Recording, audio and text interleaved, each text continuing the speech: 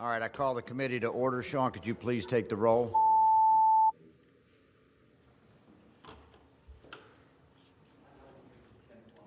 Mr. Chair, you have a quorum. Okay, good morning, everybody. Welcome to a meeting of the Committee on Agricultural Conservation and Natural Resources. We have not a big docket today, but we have some really critical issues that, as the chair, I decided to push off a couple weeks to our last meeting of the before crossover, just because I know that these are issues we needed to give extra study to. And the first set of issues I want to get to is bills being carried by Senator Hashmi, which deal with a landfill that's being sited in Cumberland County. And I know she's got legislation on that. And I know we have witnesses from Cumberland County that need places to be, specifically need to be teaching students at 8:30. And so what I'd like is Senator Hashmi, if she could just give maybe an overview of the issue to give some context, and then I'm going to allow the chair of the Cumberland County Board to testify, and then I'm going to go back to Senator Hashmi and let her present each bill specifically. So Senator Hashmi, can you just give us some context on the issue? Thank you, Mr. Chairman and members of the committee. Just one clarification.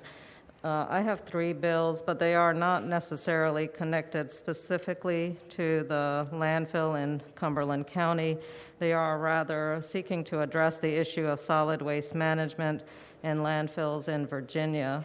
The first bill is Senate Bill 1319, which is a bill that focuses on waste control and recycling, and we'll be proposing a study, bringing together a task force to evaluate the situation that we have in Virginia. SB 1186 is taking a look at the landfill siting review process, and it is really asking us to consider the issues of neighboring localities when they are impacted by environmental concerns as massive as a landfill. And then the last bill is SB 1200, which is, SB 1186, SB 1200 is the one that is asking for consideration of localities. And SB 1186 is really an attempt to refine the language of what we talk about when we talk about historic sites and their relationship to the consideration of a siting of a landfill. So that's just a brief overview of the three bills, Mr. Chair. Okay, thank you, Senator Hashmi. And then I know we have witnesses that want to testify, and I'm going to take this a little bit out of order because I understood the chair of the county board has to teach school at 8:30. Thank you for teaching. And Madam Clerk, can you go ahead and let her testify?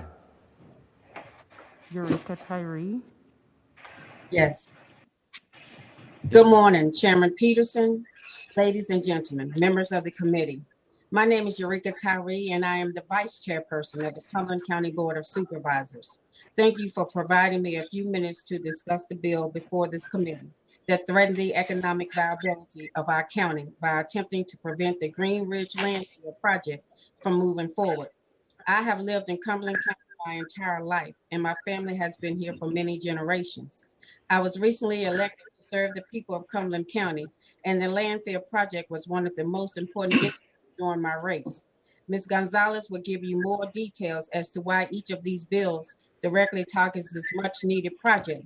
But first, I want to share with you why this project is so important to me and the citizens that I represent. I have looked at the published impact statements for the Senate bills 1186 and 1200, as well as the others. I feel that the impacts on Cumberland have not been adequately reviewed by anyone nor reported to you. I feel that these bills exist due to our project with Green Ridge. Cumberland County has approximately 10,000 citizens. Currently, about 80% of our school children receive free or reduced lunch. Based on our poverty level, all of our students are elderly. Currently, just over 70% of our annual operating revenue comes directly from the backs of our citizens via their real estate and property taxes. Cumberland has little business to draw revenue from. We don't even have a stoplight or a grocery store in the county. The previous board approved the agreement with Greenridge to develop another avenue to build revenue for the county and give our citizens a relief. The new board I am a part of agrees with the critical need and will support this project for our county. Our county needs other sources of revenue. Our citizens cannot sustain the requirements solely on their own. There has been a lot of ill-informed criticism of the landfill from people who live outside of Cumberland County, but no one has asked the unrepresented population of Cumberland County of our opinion. I'm here to tell you that the residents of Cumberland County wants this project to better the community we call home. A small group of people have been formed an opposition group to try to stop this project. A large number of these people reside outside Cumberland County, and some reside in other states. The economic impact this project will have on our county is absolutely critical. Currently, it is very difficult for our county to make ends meet, and that sentiment is also true for the folks that live in Cumberland County. If our county loses the Greenridge project, we will be forced to increase our property taxes substantially to cover our budget shortfall and capital improvement requirements. Our annual capital improvement plan has been unfunded for almost a decade. Our residents simply cannot afford the required tax increase to fund it. The landfill revenue will resolve the issue over the first few years of operation.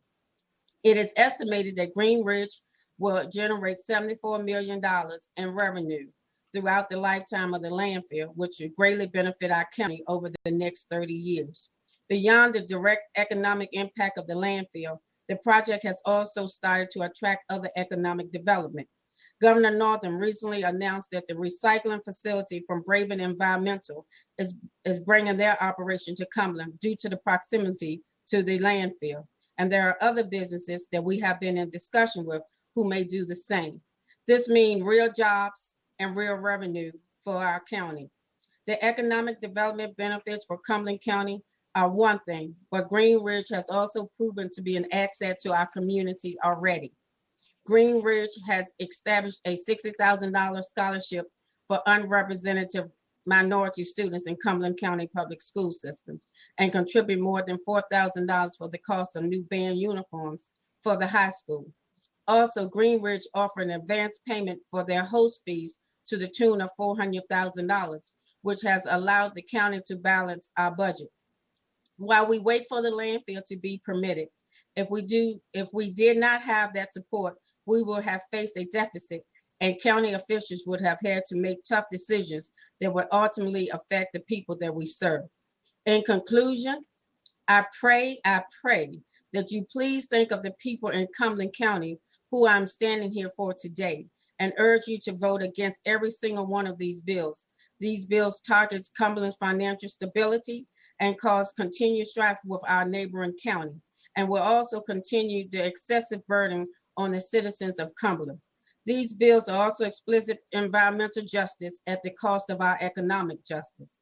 Also realize if these bills were to pass, they will negatively impact every single locality that plans for similar development and growth, and will create dangerous precedent that will be bad for all Virginians.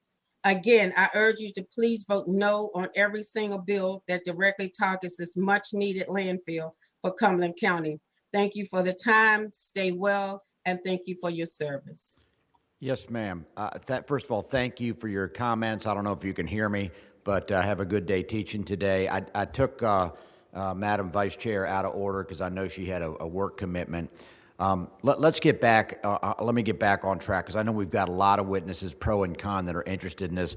Senator, could you just walk us through each bill individually? Take them in whatever sequence you want.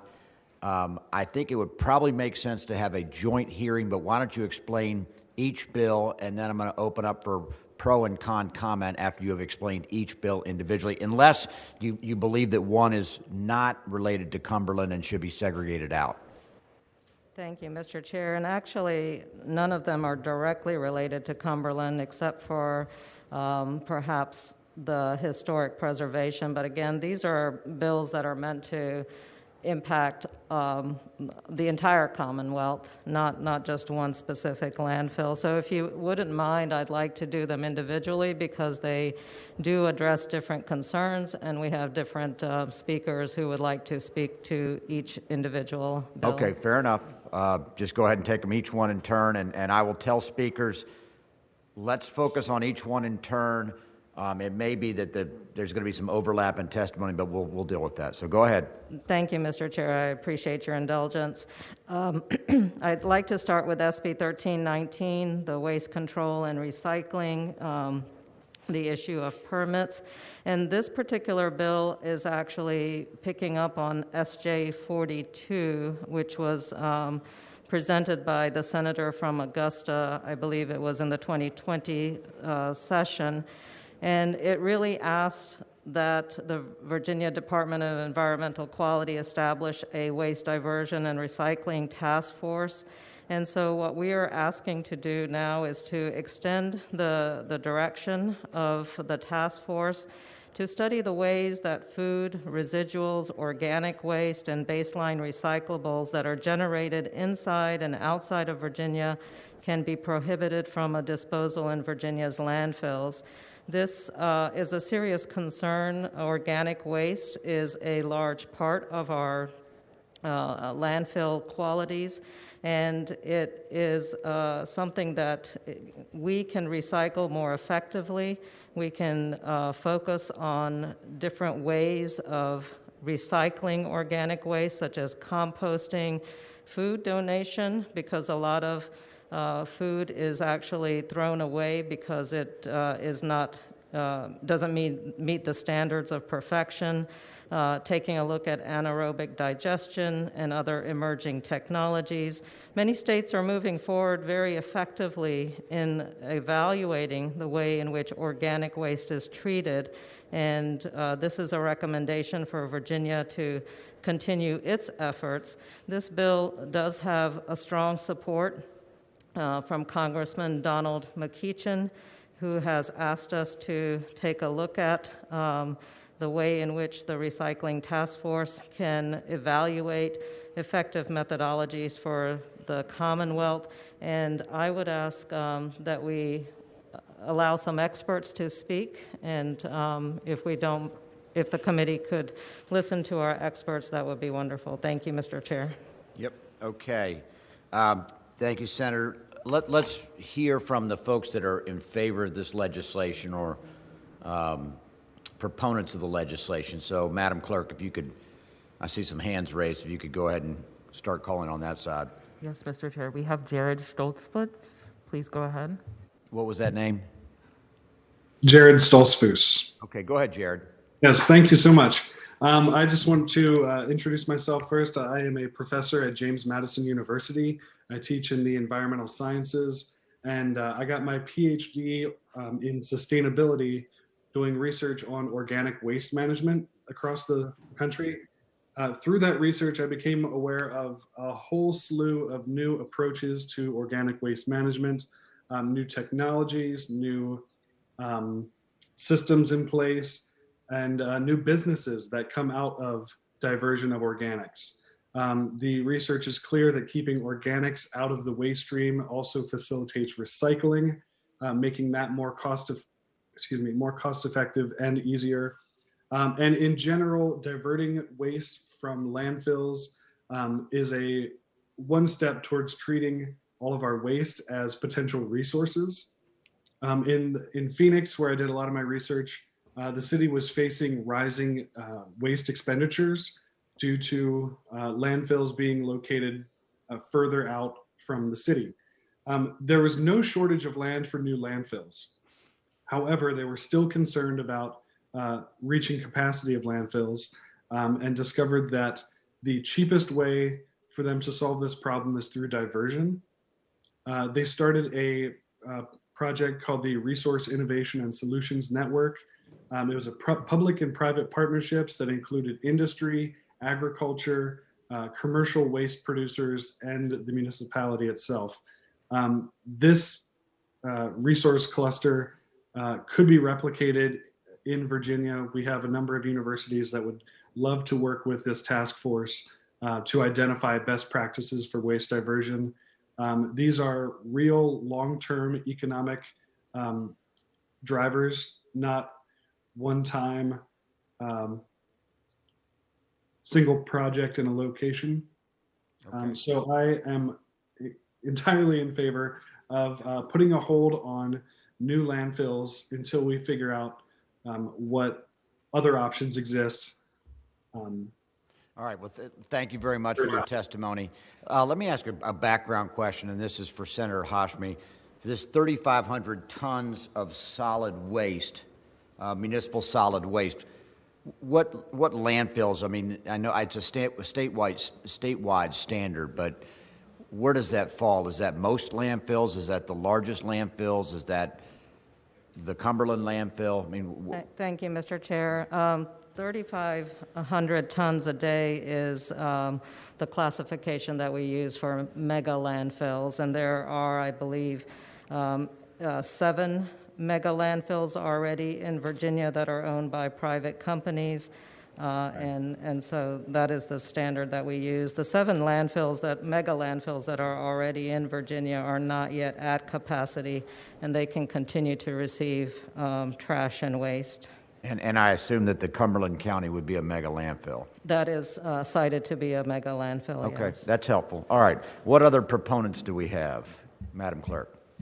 We have Tom Benevento. And just a reminder, if you'd like to speak to the bill in support of it, please raise your hand. And if the clerk could use the order that I had given to her for the speakers, that would be helpful. Thank you. Okay. Okay, next up, who do we got? Tom Benevento, please go ahead. Tom? Yeah, thank you, Mr. Chairman. My name is Tom Benevento. Can you hear me? Yes, sir. Go ahead. Okay, great. My name is Tom Benevento, and I'm director of a nonprofit in Harrisonburg called New Community Project. And I'm a council member with the Virginia Council on Environmental Justice and the co-author of the Virginia Universal Recycling Law recommendation that we gave to the governor in July 2020, the annual report. And I strongly support the Senate Bill 1319, and I want to thank Senator Hashmi for being the patron on that. The need for a task force to study waste diversion alternatives is a vital step for Virginia to turn waste into a valuable resource. Our current practice of landfills is really obsolete for the 21st century. They're expensive, they contaminate air and water, and they're just plainly wasteful. So in our research for the July 2020 report, we found that waste diversion has multiple benefits for the Commonwealth of Virginia. And we studied a number of other states that have already been doing this, particularly Vermont has been really assertive in this and has been very successful. The first thing that they really are helpful in is they're a critical greenhouse gas mitigation strategy, which is, of course, supporting the Virginia Clean Economy Act. Vermont's work, they're finding that they've reduced their greenhouse gas emissions through this by about 30 to 35%. Also, diverting food waste into places that are needed, particularly for low-income families. They've increased in Vermont about 40% of their food pantries and food banks by this particular kind of bill that they they created for the state. Also, as Senator Hashmi mentioned, really increasing biomass material for farmers in terms of composting, livestock food, biodigestion, really critical things that we can have in this state as, like I said, resources. And then also this really increases business opportunities for haulers, for recycling centers, for farmers, composting systems, and businesses across the Commonwealth. Any kind of innovation for waste diversion really attracts investment. So there's just so many benefits by doing this. And I think we're at a stage now where instead of putting waste in landfills, we can turn that into resources that actually produce a lot more jobs across the state. And they found that in many other states like Vermont, Massachusetts, California. Thank you very much. Thank you, sir. And we have, I've been informed by the clerk, we've got 7 remaining speakers coming up. I think that's on the proponent side. So what I'd suggest is keep it to a minute. If something's already been said, you don't need to repeat it. but just state your name, your organization, you support the bill, and keep it short. Thank you. We have Kevin Halligan. Please go ahead. Thank you. Mr. Chairman and members of the committee, my name is Kevin Halligan. I live in Powhatan County, and I am a member of the AMMMD Pine Grove Project. I'm here to speak in support of Senate Bill 1319. Senate Bill 1319 directs the Waste Diversion Task Force to study ways that organic material such as wasted food generated in and outside of Virginia can be diverted from Virginia's landfills. DEQ's 2020 annual solid waste report estimates that Virginia landfills have sufficient disposal capacity for the next 20 years. And it should be noted that DEQ only requires solid waste planning units to project needs for no longer than 20 years. Virginia's 71 solid waste planning units are responsible for managing the waste generated in the counties and cities of Virginia. These planning units are each required to maintain current solid waste management plans, projecting anticipated needs and disposal capacity for 20 years from the date of the plan. These plans must be updated every 5 years. Okay, sir. Virtually every solid waste management unit that I have contacted and plan that I have reviewed indicates sufficient disposal capacity to effectively manage each region's waste stream for the 20-year. Yes, sir. Please don't read a statement. We just needed a summary, so you've had your minute. We've got a lot of people that want to talk on this. Thank you so much. Yes. Next speaker. Tynesha Griffin, please go ahead. Good morning. This is Tanisha Griffin, the Environmental Policy Research Analyst in the Virginia Majority.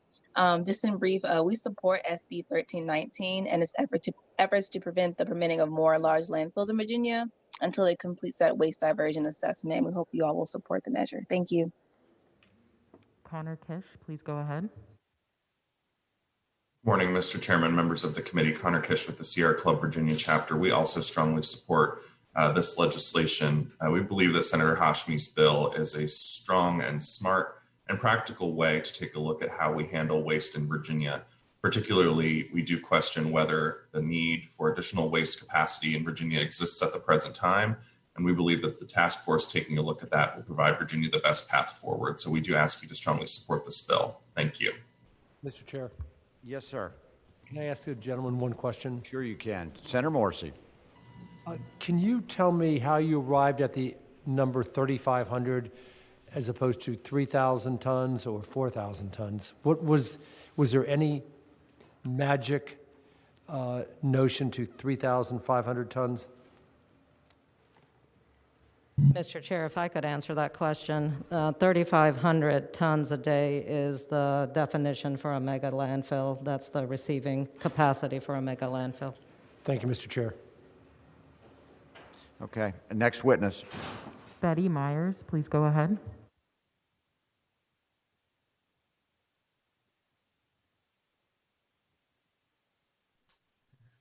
Hi, I'm Betty Myers. I'm representing the Cumberland County Landfill Alert Group. We're a 501c4 nonprofit organization, and we represent over 5,000 supporters. And there's been a lot said this morning, and I do want to say, in addition to what's already been said, I urge you to approve Senate Bill 1319 and give the task force the needed time and resources to do a complete, thorough research and make recommendations to improve things for all Virginians. I think one key thing that we need to do and remember is that we only have one environment and we can't buy a new one, and if we got to protect it. Thank you. Tim Hayes, please go ahead.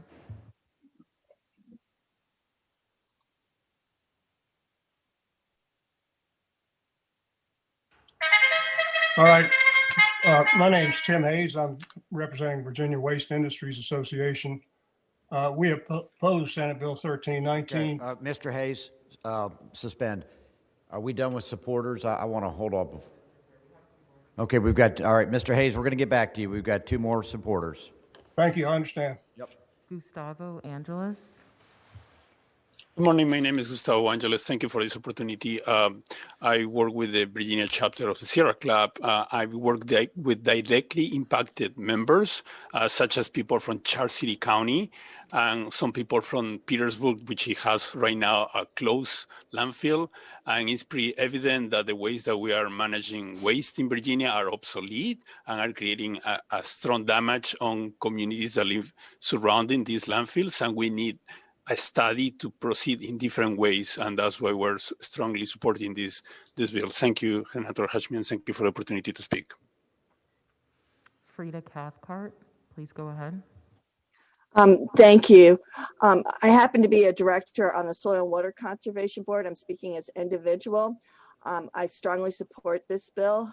There's a documentary right now on Netflix called Kiss the Ground that addresses this issue. And I'll just wrap it up by saying waste not, want not. So I strongly support this bill. Thank you for your time. Thank you, Frida. Okay, those are the supporters. Let's get to the non-supporters. First, we have Tim Hayes, and if you'd like to speak against the bill, please raise your hand. Yes, Mr. Chairman, members of the committee, my name is Tim Hayes. I'm representing the Virginia Waste Industries Association. The association represents private companies in all facets of waste management in Virginia, including hauling, collection, recycling, and disposal. Landfills are an important part of the waste management picture. Of course, recycling, reuse, composting, and all of those other things are important, and we do have a waste hierarchy that we follow in the Commonwealth, but you're still going to have waste that needs to be landfilled. Landfills are strictly regulated by DEQ. If they can handle 3,500 tons a day or more because they're properly constructed, designed, staffed, and equipped, then they can do that perfectly safely. If they're not able to handle that amount of waste because of those factors, then DEQ will not allow them to. But this is a completely artificial limit. It has no relation to protection of the environment, no relation to other types of waste management, and therefore we ask that you reject this bill. Thank you. Yes, sir, Mr. Hayes. Next witness, and I'll give the same admonition I did to the proponents, which is if you're opposed, just state your name, your organization, and try and keep your remarks within a minute. Thank you. Brian Stanley, please go ahead. Brian Stanley. We have a Ryan Stanley out there. Brian, you need to unmute. Thank you. Can you hear me? Yes, sir. Go ahead. Thank you, Chairman Peterson and members of the committee. My name is Brian Stanley, and I'm the chairman of the Cumberland County Board of Supervisors. I'm here today to testify in opposition to bills 1186, 1200, and 1319. These bills, if passed, will cripple Cumberland County's efforts to offer opportunity and prosperity to its citizens. Cumberland is a poor but proud county. We were the county that led the call for independence from an oppressive government across the Atlantic. Today, we find ourselves in a similar fight, but not from a colonial power, but from a more affluent neighboring county. Our neighbors in Powhatan seek to stifle economic growth in our county and do irreparable financial damage to our citizens. If successfully passed, any one of these bills would prevent Cumberland County from utilizing revenue generated from the Green Ridge landfill. These funds finance our schools, allow capital improvements, and build needed parks for our children. It will also create scholarships for Cumberland students so they might achieve the dream of economic justice. Green Ridge has committed $100,000 to the restoration and preservation of historic Pine Grove School. Without this project, we risk losing that financial lifeline for this historic treasure. The fight started at local level in 2018 and has led to the General Assembly for 3 years in a row. Today, the project is moving through the approval process of DEQ. The bill's patron has partnered with the environmental activists to throw as many barriers as possible to hinder our project moving forward. We believe we have an obligation to provide a climate of economic prosperity and opportunity to our citizens who've been overlooked so many times in the past.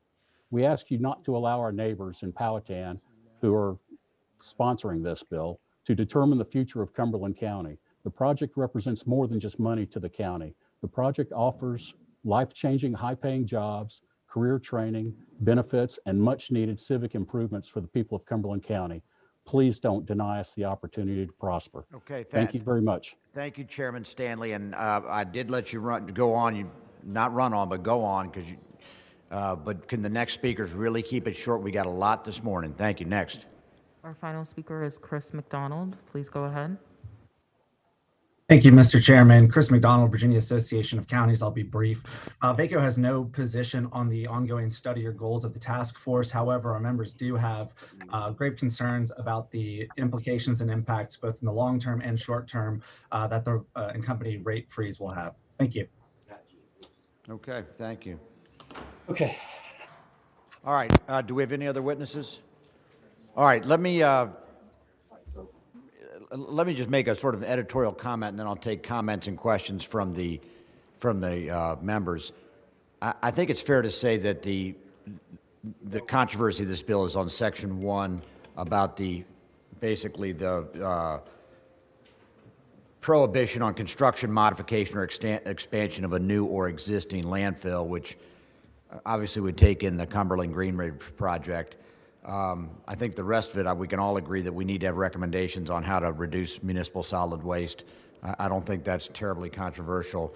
So why don't I get comments and questions from the members, but let's focus specifically on the prohibition on landfills.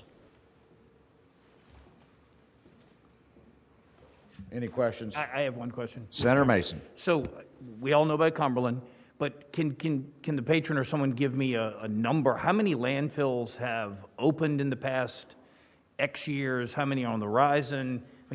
I just don't know how often we open a new landfill in Virginia. Mr. Chairman and Senator Mason, I don't have the exact date, but I think it's been 26 years since we've actually opened a new mega landfill. And as I shared previously, we have 7 mega landfills right now that are owned by private companies in Virginia, and these have not yet reached capacity. And we can still continue to add to those permitted landfills, and we simply don't have a need for a 8th mega landfill in Virginia. Okay, thank you, Senator Hashmi. I've got, before we go to the members, I've got B. Gonzalez had a hand raised, and then I also neglected to ask if DEQ had a position on this. But B, why don't you go ahead?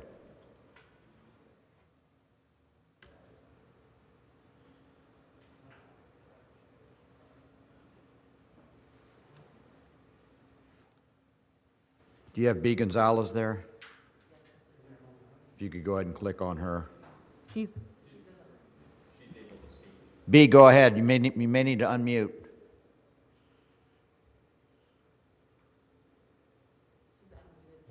Can you hear me now? I can hear you. Wonderful. Thank you, Mr. Chairman, Senator Hashmi, and ladies and gentlemen, members of the committee. Senate Bill 1319 is a blanket prohibition. If you look at lines 11 through 13, it is an absolute blanket prohibition on all permitting of all landfills that would accept an arbitrary amount, which is a 3,500 ton threshold. That threshold is being used for one reason and one reason alone. That is the exact amount that Green Ridge anticipates receiving on a daily basis. We've made that very public. This bill passes, it is ripe for immediate legal challenge.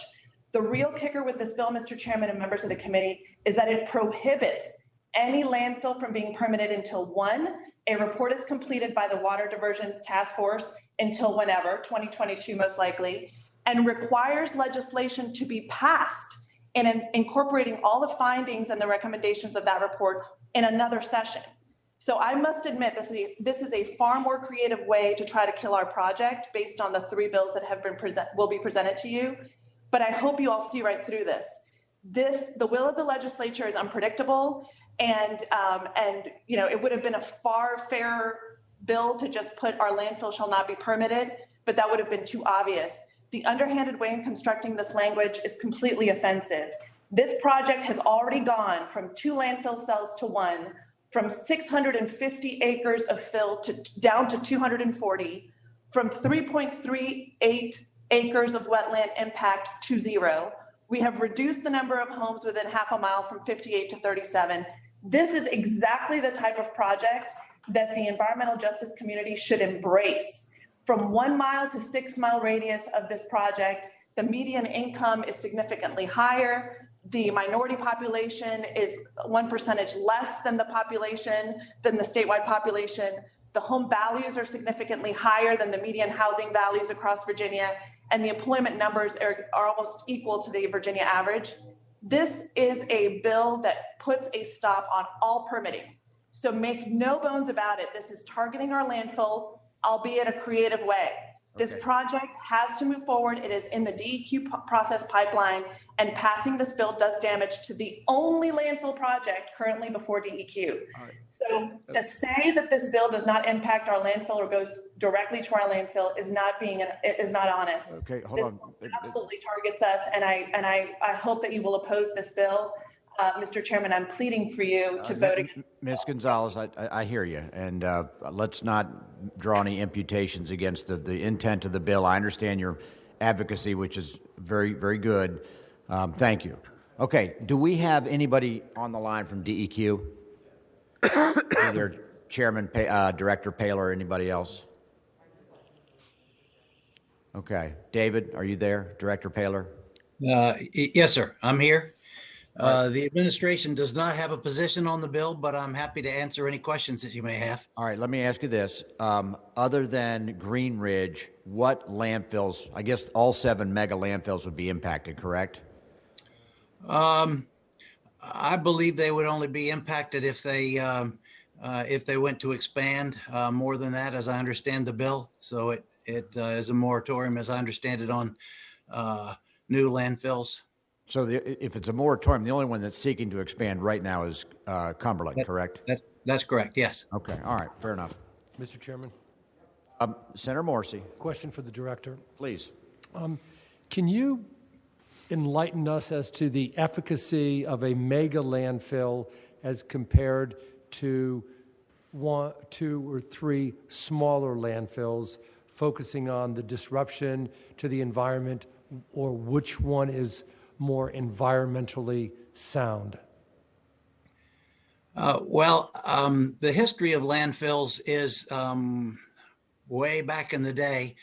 Every county had their own landfill, and they became known as 1205 landfills because most of them leaked. And so 30 plus years ago, we started transitioning away from the smaller landfills to the mega landfills, primarily because they had the capital to be well designed and that sort of thing. So most of our land disposal now is at mega landfills, primarily because we have better designed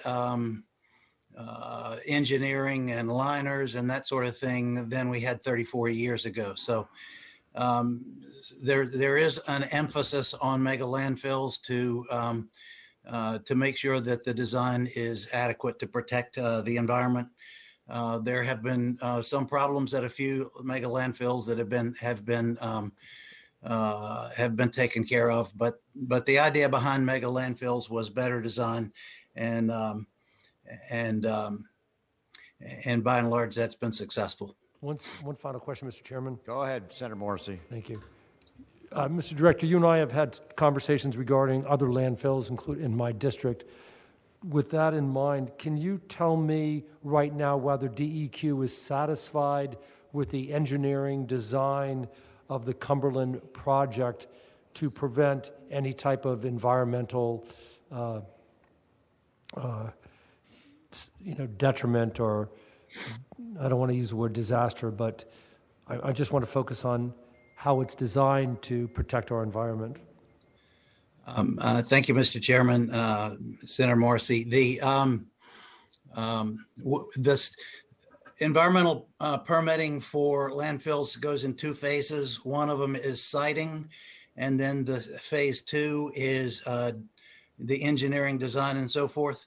We are in the siting stage right now to make sure that the site is compatible. That also goes through needs assessments and those sorts of things.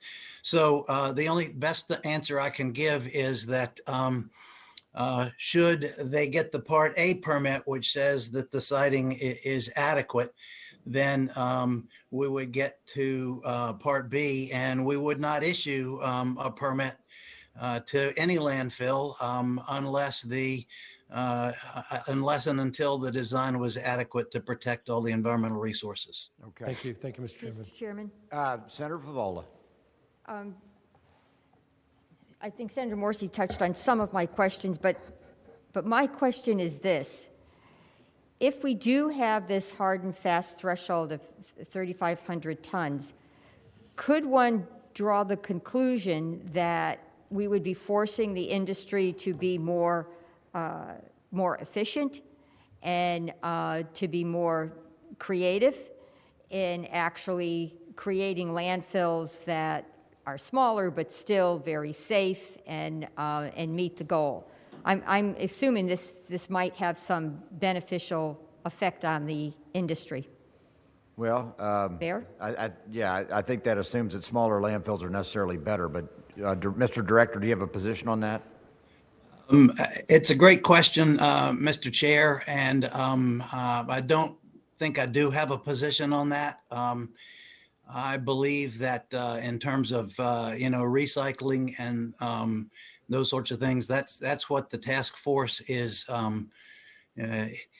aimed at, identifying ways to incentivize and to get better. And I'm not sure that I can draw a connection between the size of a landfill and the efficacy of recycling. I think there are other issues that come to bear to drive that more so than landfill availability.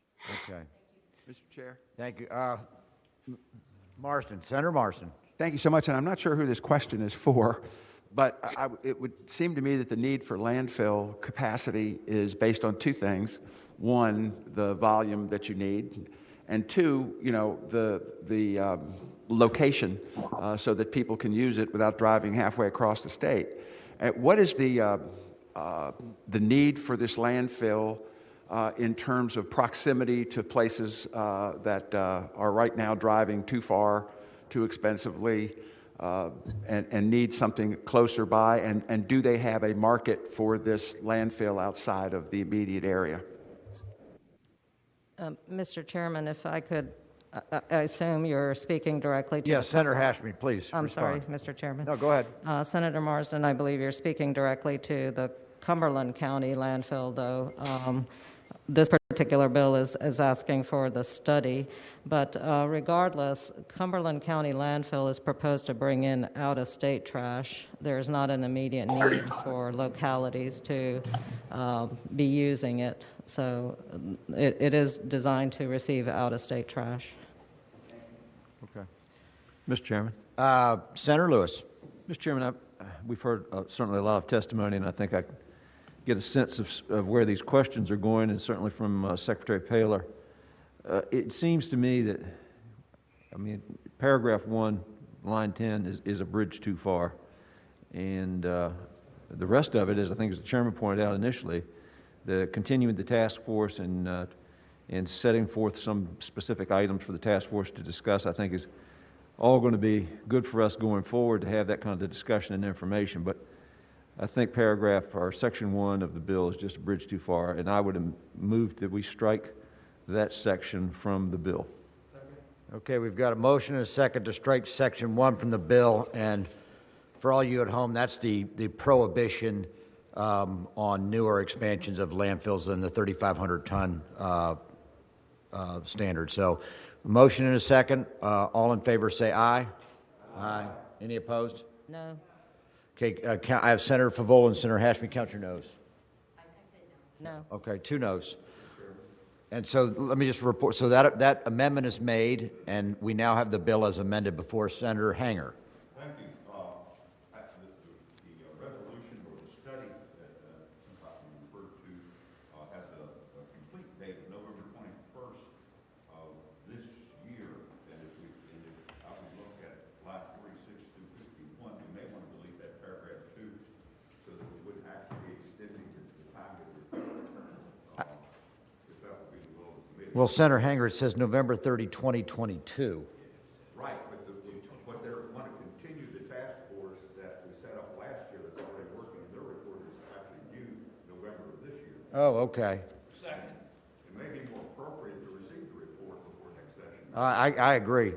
All right, so we've got a motion and a second to strike paragraph E. All right, all in favor of striking paragraph E, say aye. Aye. Any opposed? Okay, so we lopped off the top and we lopped off the bottom. You still got the body in front of you. I have a motion and a second to report the bill as amended. Clerk, open the roll.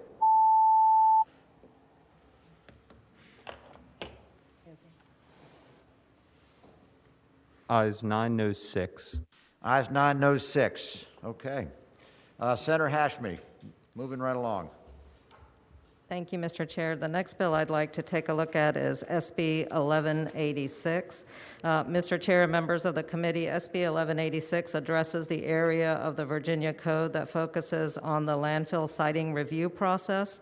Currently, the siting review process asks the director of the DEQ to consider and address the following factors, such as transportation concerns, including the impact of a landfill on local traffic volume, the impacts on parks, public water, wetlands, wildlife, etc.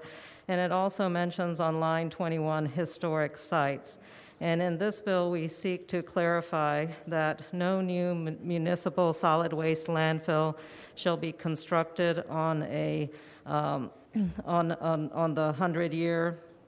I'm sorry, let me take that back. We have clarification that no municipal solid waste landfill shall be constructed on a 100-year floodplain, wetland area prone to flooding, active fault.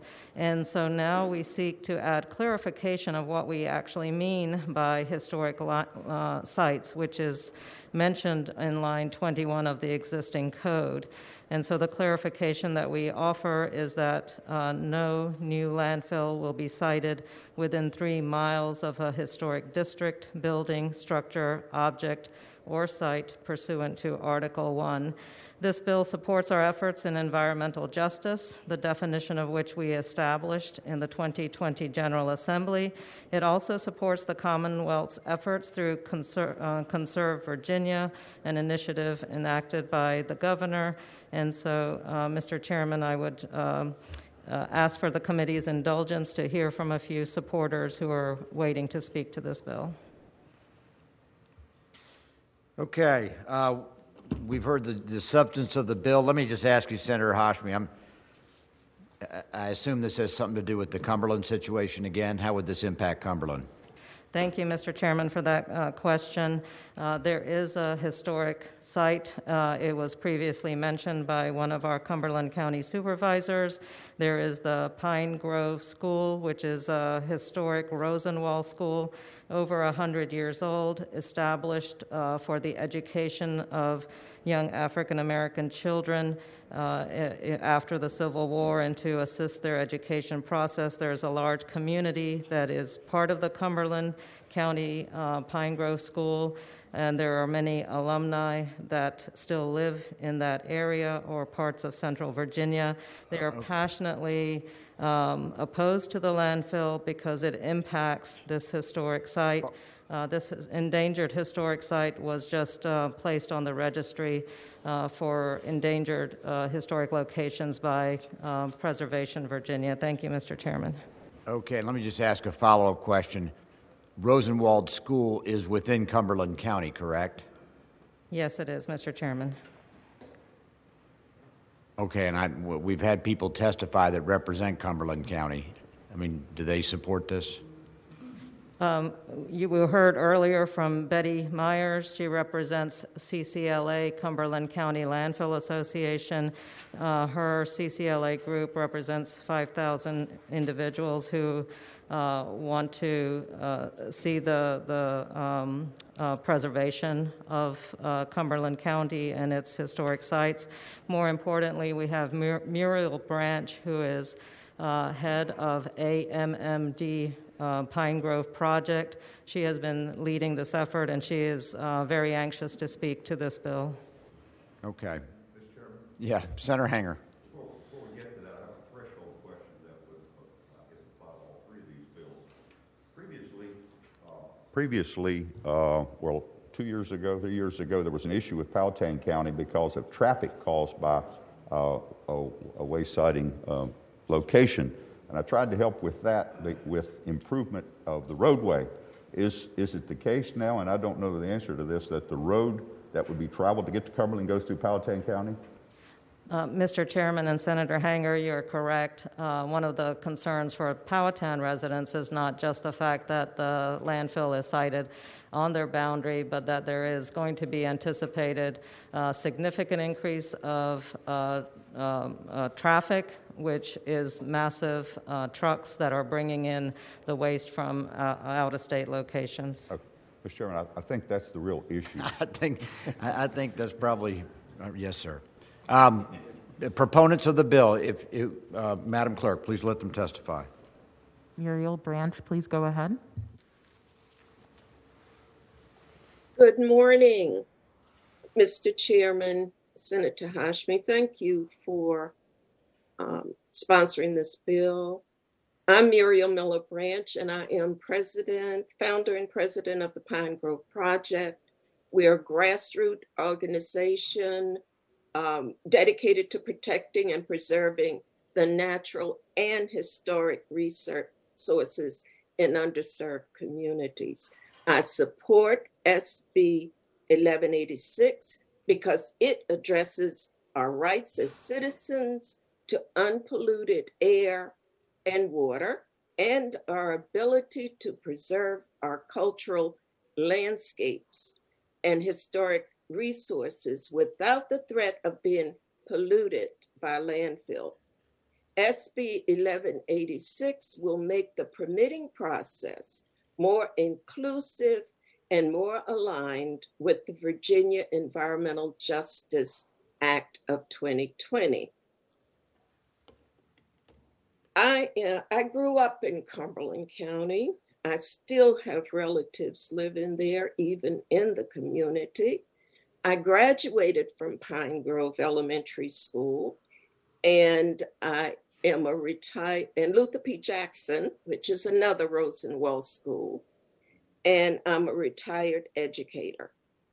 The historic and cultural resources like family grave sites are in danger of being desecrated by bulldozers and mountains of trash without the benefit of thorough and culturally sensitive investigations. Many of our historic resources will be lost forever, as will the histories they represent.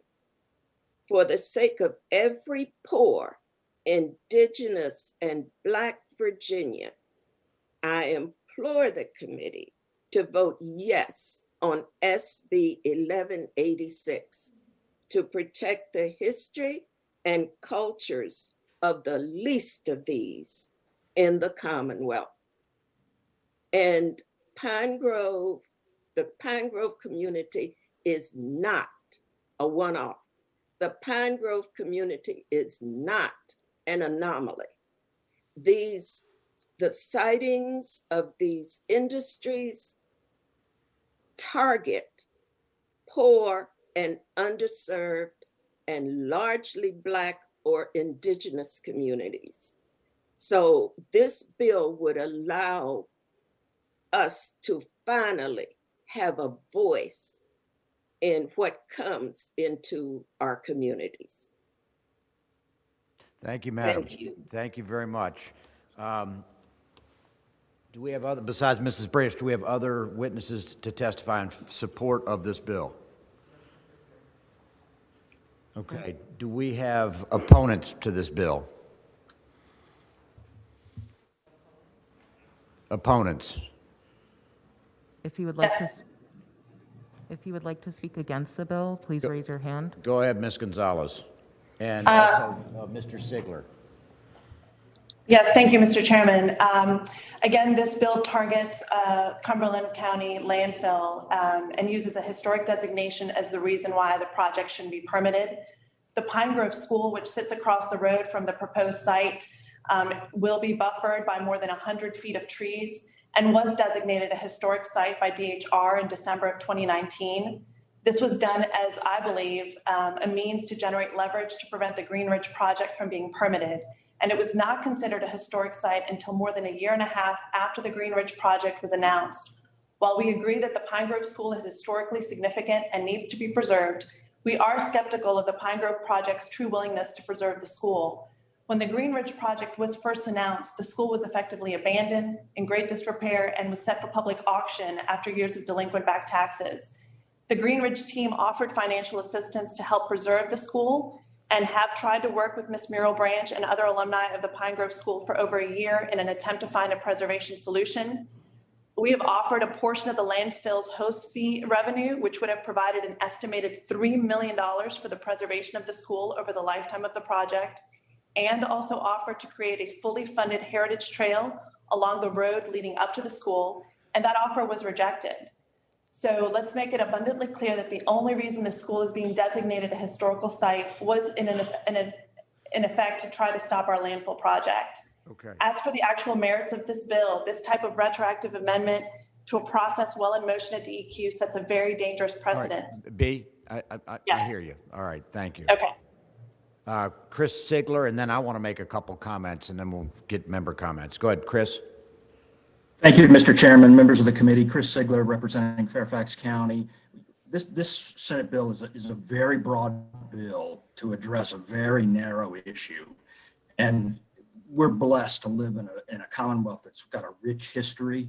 And you can't swing a stick, especially in Northern Virginia, without hitting a place where George Washington lived, slept, or ate. So this is going to significantly reduce the ability to site landfills in the Commonwealth of Virginia. Right. And because of that, Fairfax County is opposed. All right, thank you. Let me make a... Mr. Chairman. Thank you, Senator Hashmi, but let me speak right now. And I want to speak because well, actually, Senator Hashmi, you go ahead and speak. I apologize. I apologized for interrupting you, Not at but all. we did have one speaker, Elizabeth Costanelli from Preservation, Virginia, who wanted to speak in favor of the bill, and I would ask that she be allowed to speak. Go ahead.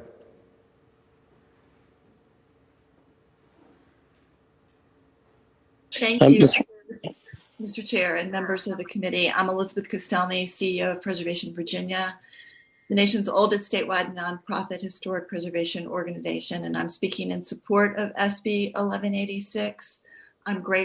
We are grateful to Senator Hashmi for this legislation.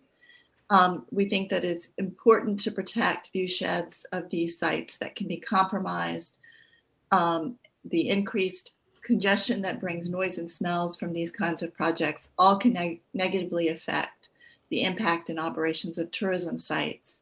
And in particular, Rosenwald schools that have been recently acknowledged as extremely important historic resources in our Commonwealth.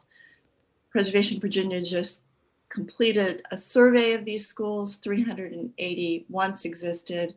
Today, less than 160 exist and are being brought back to community use through groups like the Pine Grove Project. In particular to this bill, sites of overlooked and often marginalized history, including schools, churches, and cemeteries of African and Indigenous history, are disproportionately affected by projects like this.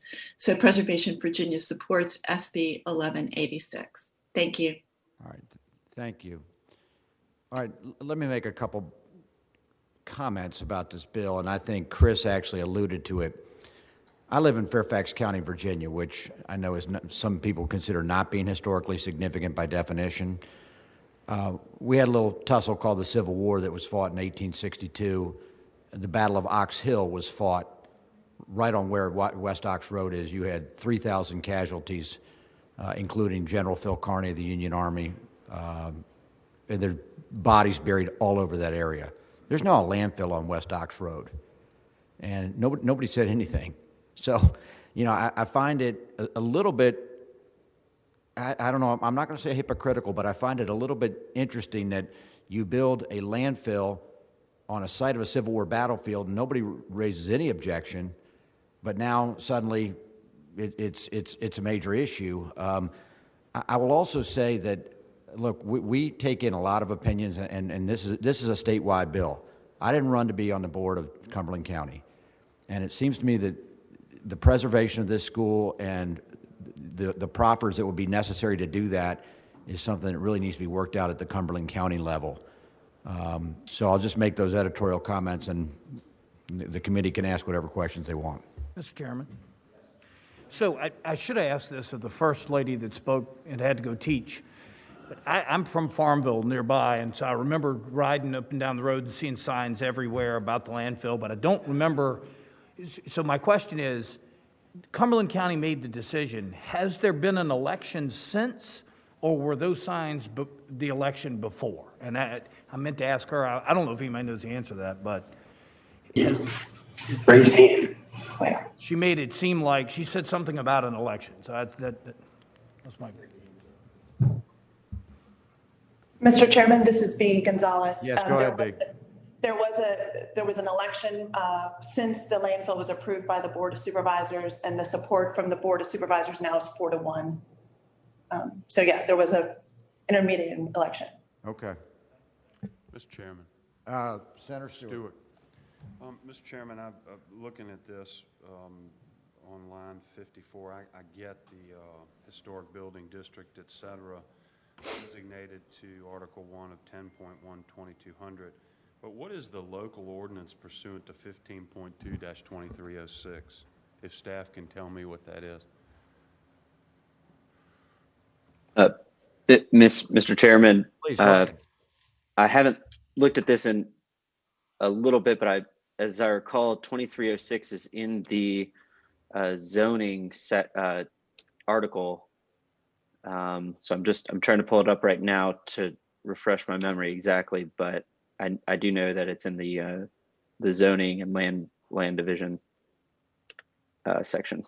So any local ordinance you could be adopted to say that within a certain area this is not suitable? Yes. I'm going to answer for you. Okay.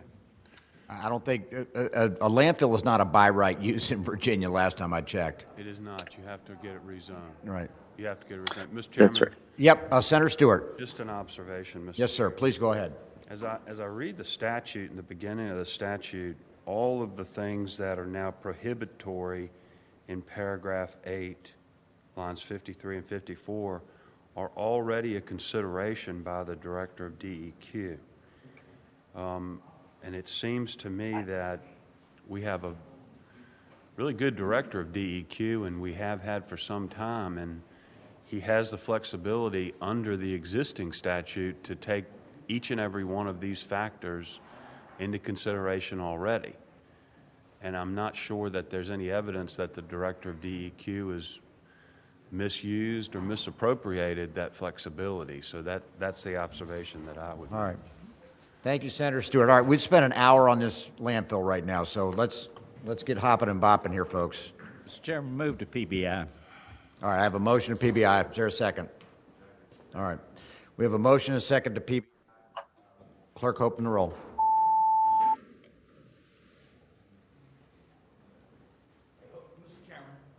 Mr. Chairman, we've got an iPad issue, so I have Senator Hanger's proxy, and he's made it a long time in this body without making mistakes like that. So could we strike the board? Yes, strike the board. Okay, clerk, reopen the roll. Thank you. This is to PBI.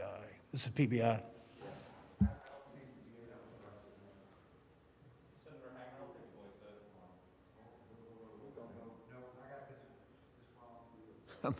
Marsden, are you yes or no? Strike the board again. All right. Third time's a charm. Yep.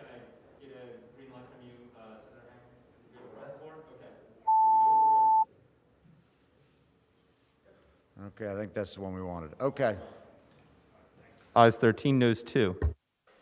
Okay, Senator Hashmi. Thank you, Mr. Chair. I appreciate your indulgence. Not at all. Thank you. SB 1200, there is a substitute, and I would ask that we move the substitute.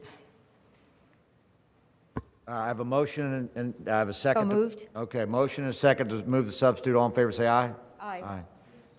Substitute is in front of us. And it is available on LIS, I believe. Mr. Chairman, SB 1200 addresses the permitting of landfills. I know that we have some considerable opposition to this bill, but I just want to stress that we are not seeking to impose on the independent authority of our individual localities. We seek only to focus on the permitting of mega landfills. The environmental impact of a mega landfill is such that they really do call for a more regional rather than a localized approach. If any one of us lived near a county boundary line and our neighbors decided to site a large landfill immediately behind or beside our property, we would all be concerned, we would all be outraged, and we would all certainly speak up. I would argue that regional approaches are increasingly important as we consider environmental concerns. We cannot move forward independently without considering the broader impacts of our environmental decisions, nor can we have any kind of meaningful impact on protecting natural resources without true regional conservation efforts. As you well know, environmental degradation does not respect county nor state lines. Cooperative efforts are fundamentally necessary when air, soil, water quality is affected by the decisions of neighboring jurisdictions. We have to think about the fact that the local officials may accept landfills as money-making machines. Are they really? What happens down the road when they begin to leak? Because they will, and who will pay for that? And so, Mr. Chairman, I ask for inter-county cooperation. This bill seeks to ask for opportunities for localities to work together when the consideration of the siting of a mega landfill is in front of them. Okay. Thank you, Mr. Chairman. Thank you, Senator. Mr. Chairman. And just to get to the substance of the bill, 1 second, Senator Morrissey. It basically, it's requiring the certification of a neighboring county, or what are we actually requiring here? It is requiring the certification of a neighboring locality when it is in consideration of a mega landfill. Okay. All right. Senator Morrissey. Senator Hashmi, question for the patron. Yes, go ahead. Senator Hashmi, I don't have the substitute in front of me, but does the substitute change the 5-mile radius as set forth in line 117, or does the substitute? No, the substitute does not change the 5-mile radius. It adds the language of a cap, except for on line 115, except for a captive or non-captive industrial landfill is added. The word captive is added. Okay. And then on line 314, section A down, it is carving out an exception for local certification is not required for an application to conduct post-closure activities or corrective action at a facility or permit renewal that is already existing. Okay. Follow-up question, Mr. Chair. Yes, please go ahead. Senator Morrissey. Take Petersburg, for example, which I represent, which is, first of all, close to an historic district. There's been some talk about building a new landfill, but whether that took place or not, does this mean that Colonial Heights, Prince George, Hopewell, and Dinwiddie would have essentially veto power over the construction of an additional landfill or a new landfill in Petersburg? Mr. Chairman and Senator Morrissey, it is for the permitting of a new landfill, yes. Okay. All right. Why don't we do this? Do we have a lot of witnesses signed up? You see 3. Okay. If the 3 witnesses can be brief, I think we've been fully briefed on this issue, but just if you all want to announce yourselves, your group, and where you stand, go ahead. And let's start with proponents. Betty Myers, you're our first speaker, and just a reminder, if you'd like to speak in support of the bill, raise your hand.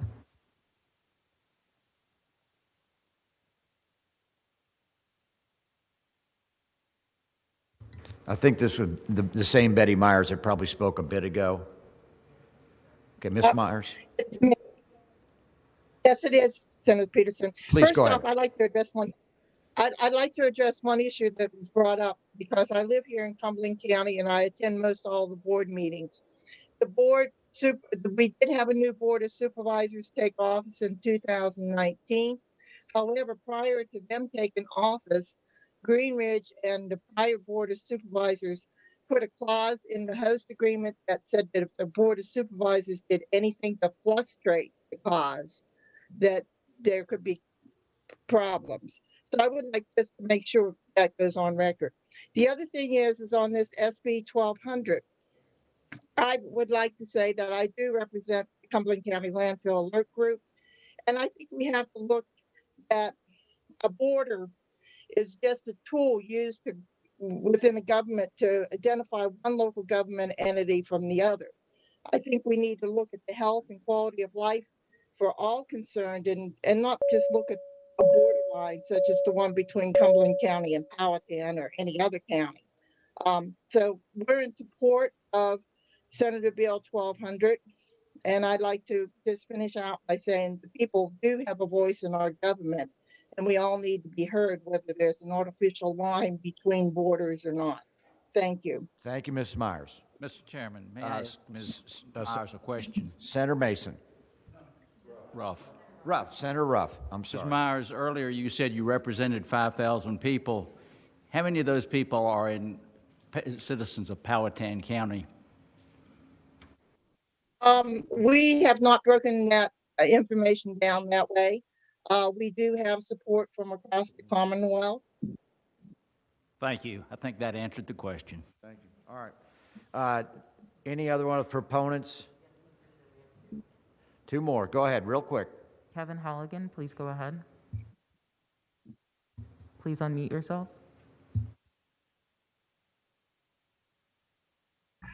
Yes, thank you, Mr. Chairman. And as Senator Hashmi said, I'm a resident of Powhatan, 2 miles from the proposed landfill. As Senator Hashmi said, this is a regional issue. Back when the landfill was first sited, the Board of Supervisors voted against the Planning Commission recommendation, and changed the zoning from light agricultural residential to heavy industry in the northeast corner of Cumberland, which was away from their social and commercial center. In addition to that, and it's on the port and placing it on the Powhatan border. That was spot zoning for one particular reason, to allow the landfill to come in. Secondly, in their marketing to their Cumberland County residents, they stated that 85% of the traffic will be coming from the east. So Cumberland will not be impacted by traffic, but Powhatan will, 95 will, 288 will, Chesterfield will, but Cumberland won't. So this is a regional issue. Powhatan and Goochland County and surrounding counties needed to have input because we're going to be impacted, but we receive no benefits. All right. Thank you. Thank you, sir. All right. Tim Hayes, please go ahead. Mr. Hayes.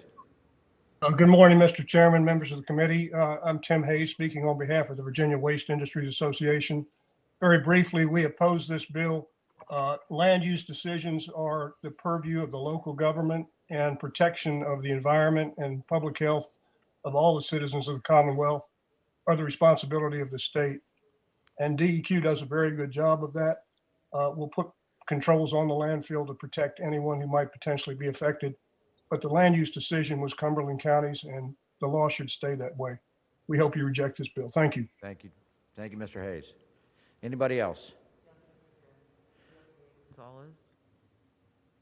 Bea Gonzalez, please go ahead. Mr. Chairman, members of the committee, B. Gonzalez again. I just commend Senator Hashmi for advocating for her constituents in Powhatan, but she also represents Chesterfield County, who sent a letter of support for the project, along with the Central Virginia Waste Management Authority that includes 13 jurisdictions from Charles City County, Chesterfield, Goochland, Hanover, Henrico, New Kent, Petersburg, Hopewell, Richmond, and even Powhatan County. I also have letters of support from localities that include Appomattox, Amherst, Town of Ashland, Botetourt, the list goes on, as well as Madison, Prince Edward, Prince George, and the Rappahannock Regional Waste Management Board, which includes Stafford and Fredericksburg. This bill really restricts the freedom of one local government to do what it deems necessary for its citizens. We should not put future economic projects in jeopardy and pitting one locality against another. Thank you, Mr. Chairman. Thank you, B. And we are running really short on time. We got a big docket today. I know there's other speakers in opposition, but I think we've heard what we don't need to hear more at this point. So I understand there are others in opposition. I think at this point, let me just conclude by saying as follows. We've been dealing with this Cumberland landfill issue for years now, and Senator Hanger mentioned it was in front of him when that was 3 years ago.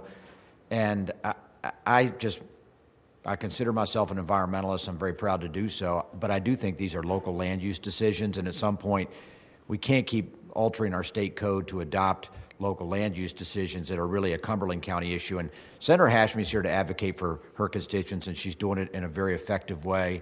But I think at some point we got to just move on from this issue. So, having said that, I'll entertain a motion.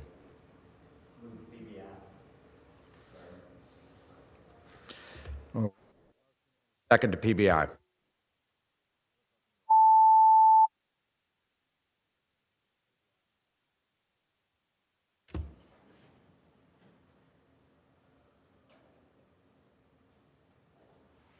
Ayes 13, noes 1, 1 abstention. Okay, thank you, Senator. Let's get on to the next bill. And first of all, do we have any non-committee people here?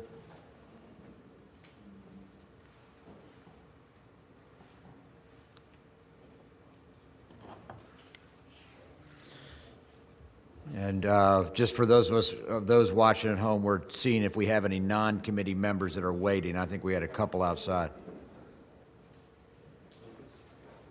Actually, while we're doing that, why don't we take up Senator Lucas's bill? Senator Lucas's bill was the excise tax on peanuts. Oh, we're bringing her in. Okay. Yeah, I was going to say, we see this every year. Senate Bill 1411, let me just summarize, extends the sunset date till 2026 on the excise tax on peanuts. This is one we've had, I don't know, since we've all been here. So we've got a motion, a second to report the bill. Okay, it's going to go to finance, which is going to require some type of meeting at the chairman's desk. I think we're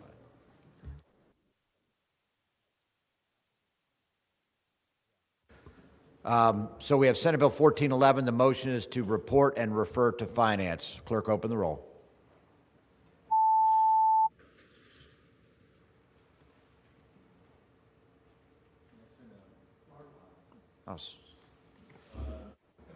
Oh, come on, guys.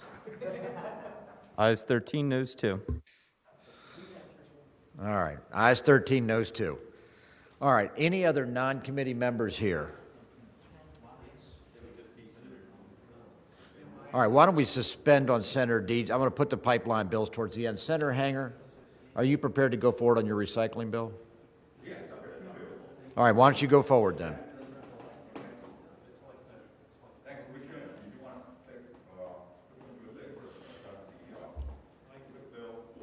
Why don't you give me the easy one first? Easy one. Okay. Mr. Chairman, Senate Bill 1354 is using the wastewater user removal. Okay. And I will take that one up at this moment. Mr. Chairman, I'm very pleased to report that there is consensus within this bill, and this actually is a very major bill. And I'm very pleased to have my name on a bill where all the stakeholders got together and came up with something which is pretty significant in allowing us to move forward and meet our Chesapeake Bay goals.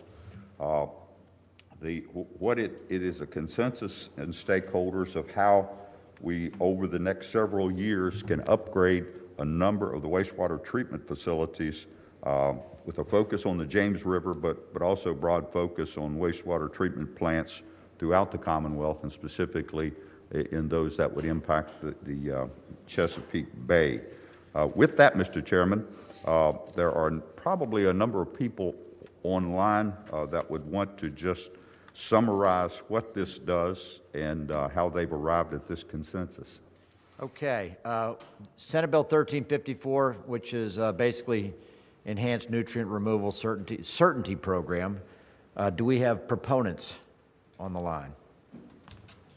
I believe we have Philip Musegas, and if you'd like to speak in support, please raise your hand. Yes, good morning. Thank you, Mr. Chair and Senator Hanger. Potomac Riverkeeper Network, which includes Shenandoah Riverkeeper, supports this bill. Thank you. Anna Kilias, please go ahead.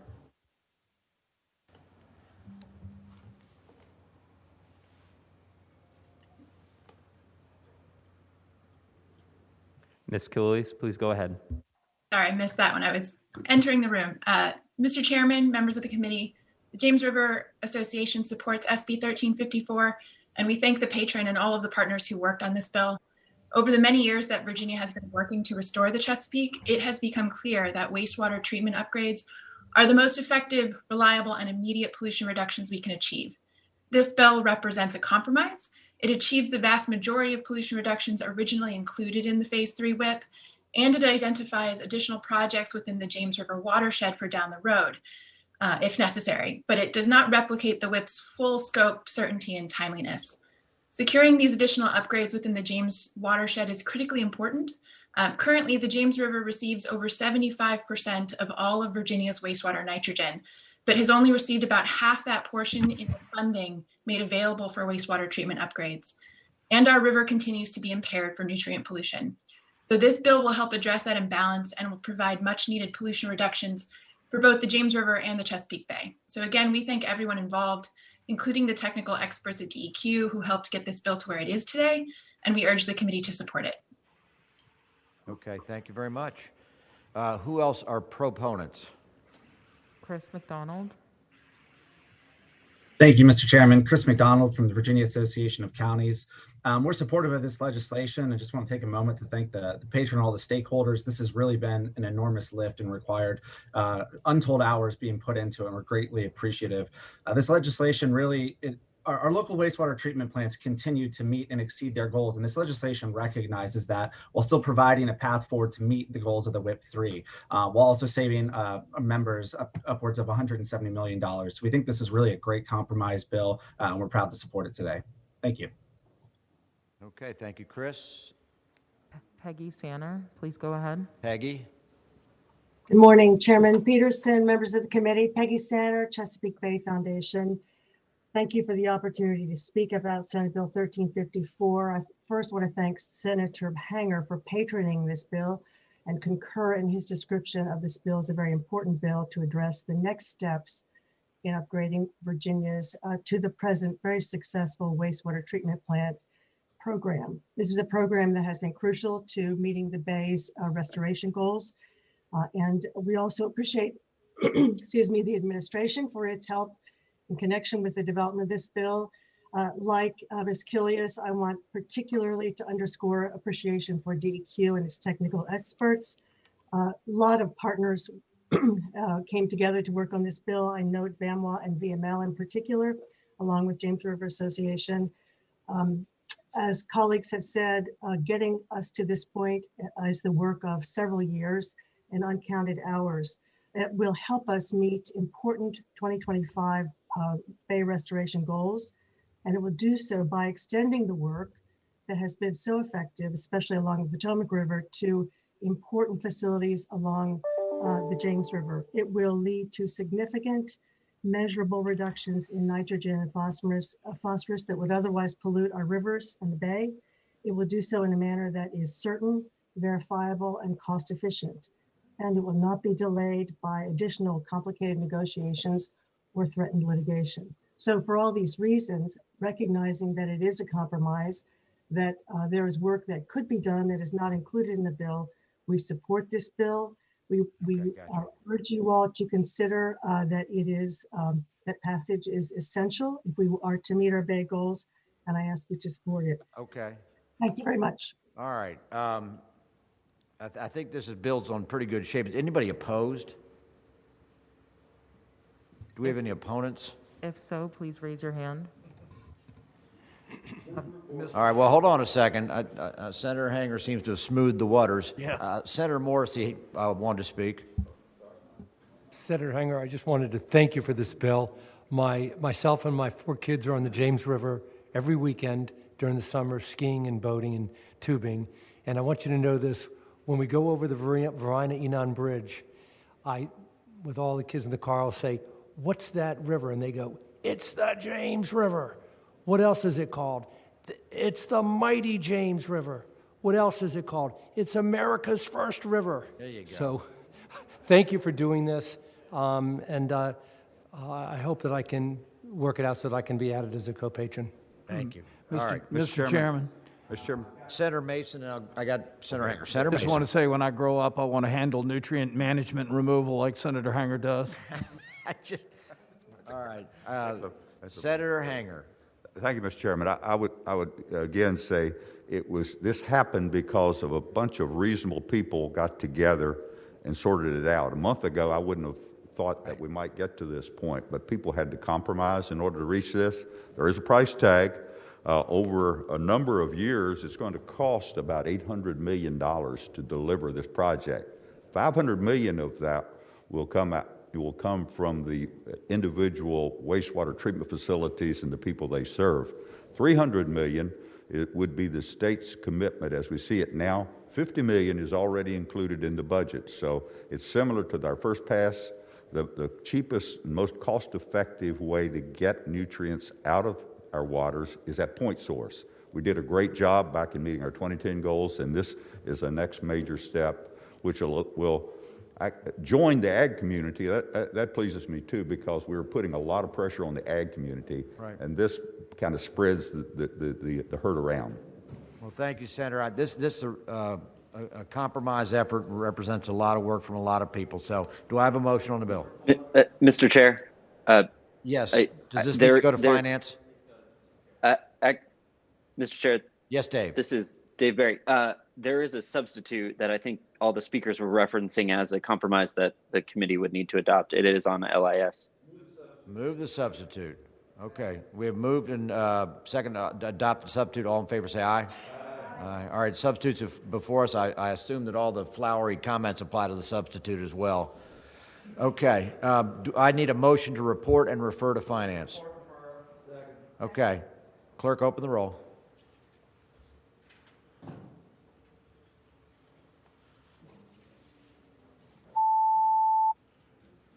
Ayes 15, no 0. Okay, ayes 15, no 0. Senator Hanger, why don't you get onto the recycling bill, because I think that one's got maybe a little bit more of a temperature. Excuse me, Mr. Chairman. Senate Bill 1164, advanced recycling, and I'll just preface my remarks with saying, going back a couple years ago, we started working a lot on trying to figure out a way to create markets for recyclable materials. The study that's ongoing that Senator Hashmi referenced that we amended her bill to become a part of was a part of that effort. What I was seeing, particularly with plastics, in Augusta County, we had separate bins. I don't know how the rest of you are around the state, but we had separate bins where you'd separate it out as you, and people got into that. They were separating it out. And after a few years, we discovered that the markets were not there. So they were taking those separate bins and dumping it into the same hole as everything else, all right? So, what we've now come up with through advanced technology is a manufacturing process that without incineration, without burning it, without creating a hazard to the environment, can take those materials, the plastics, and break them down to their components. It's very economically driven to the point that there are major companies now that want to locate in Virginia to do this process. Some are in the process because we already essentially allow this siting through our regulatory format. Just last week, a $250 million project was announced in Kingsport, Tennessee to do this very thing in Tennessee. And we want to do this in Virginia. And there are manufacturers that can do this. It's simply basically paves the way so that in an environmentally friendly way, this process would be classified as advanced manufacturing rather than waste management, still have all of the same protocols and controls as far as siting and the environmental controls that we place on any type of manufacturing entity that is involved in these types of processes. Along the way, there became, I think, misinformation that was circulated about the nature of these processes, and that's led to a whole series of efforts, well-intentioned efforts by environmental groups to basically sabotage the effort, which, my opinion, and I consider myself as environmentally friendly as anyone, were misplaced. And so I'm hoping that people will understand now that this is economically advantageous for the Commonwealth in terms of this type of manufacturing facility, and very environmentally friendly because we're creating a market for plastics rather than having them littered all over our roadways and filling up our landfills. So I hope the committee, once you focus on what it really does, will vote favorably on this bill. Senator Hanger, before we get to the witnesses, I see a lot of definitions in this bill, and I glanced at it last week. I'm reading it now kind of substantively for the first time. What does the bill actually do about businesses that are defined as advanced recycling? What does it do?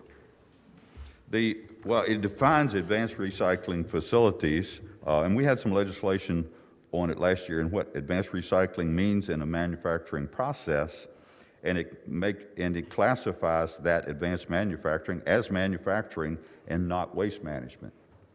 That's the simplistic.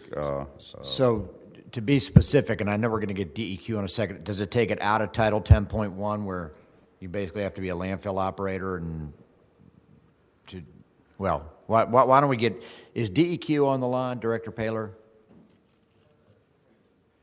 David, are you out there?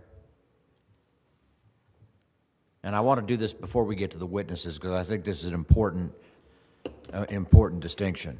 Yes, Mr. Chair. While they were transitioning me back into the room, I didn't hear the whole question. Could you repeat it for me, please? Yeah, my question is, David, this bill on advanced recycling, what I understand is it basically says that in advanced recycling as defined here, which is post-use polymers, whatever that means, what do you understand Senate Bill 1164 to do?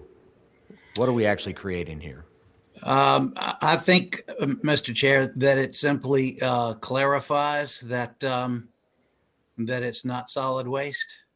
I believe the way our regulations are written right now, it might not be classified as solid waste anyway. So it really primarily is a code clarification, as I understand it. And if it's something that's classified as solid waste, what does that mean? Does that mean it's subject to all the rules and regulations of landfills, even if it's not being buried?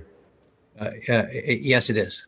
Okay, that's correct, I think Mr. that Chair. simplifies. Okay, all right. Let's get to witnesses. Let's start with proponents. We have Philip Musegas, and please raise your hand if you'd like to speak in support of the bill. Thank you, Mr. Chair. I'm actually here in opposition to the bill, so I'm not sure if I'm happy to wait until proponents. You're a bit early. Let's get proponents. Yeah. Okay. Pat Calvert, please go ahead. I raised my hand in opposition, but thank you. Okay. Brett Vasey, please go ahead. Hey, Brett. Thank you, Mr. Chairman. Brett Vasey, Virginia Manufacturers Association, Virginia Chemistry Council. What I'll add, we've sent you some information. What I'll add to what Senator Hanger has said is I want to reiterate, there's no intent, this is not incineration. In fact, if you look in the fiscal impact statement, DPB specifically characterizes this as the conversion of post-use polymers. Governor Northam on June 2nd of last year announcing the first type of this facility noted that the science of pyrolysis is not incineration. So we just want to reemphasize that because I think there was a lot of misinformation out there. The second, I think Director Paler has addressed that issue. The 500 regulations that govern manufacturing in Virginia will still be in place. This bill is just a definitional bill. It just sends a clarifying signal that these technologies are manufacturing.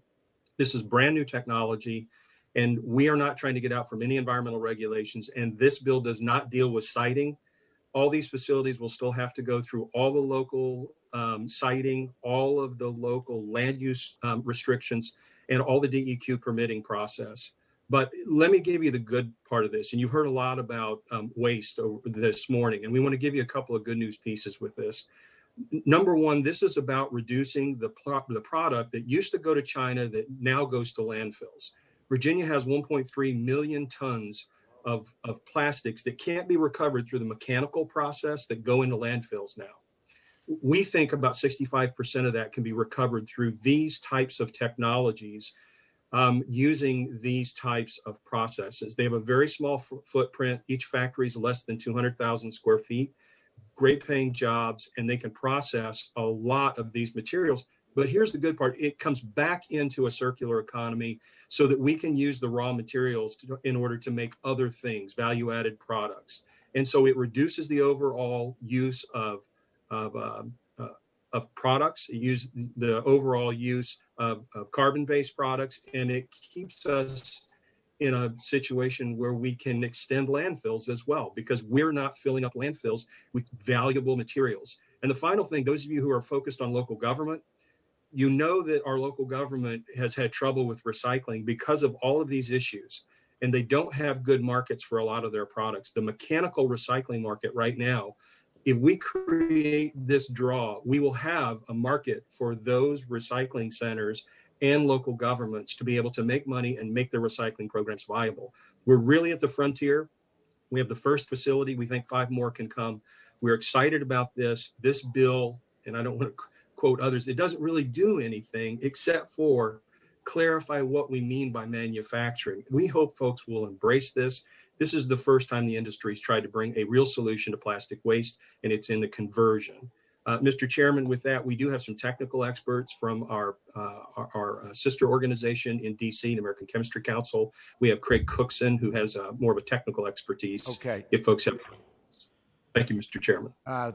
Thank you, Brett.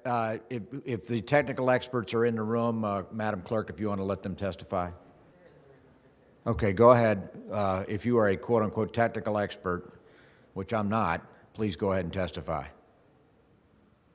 Hi, this is Craig Cookson. I'm the Senior Director of Recycling and Recovery at the American Chemistry Council. Appreciate the opportunity to be here, and have really appreciated the discussion today.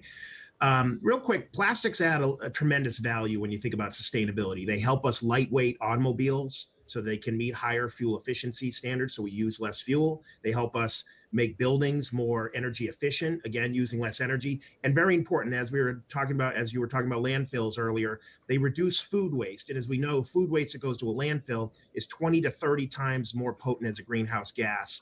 The methane is 20 to 30 more times as a greenhouse gas. So plastics play a big, important role in sustainability.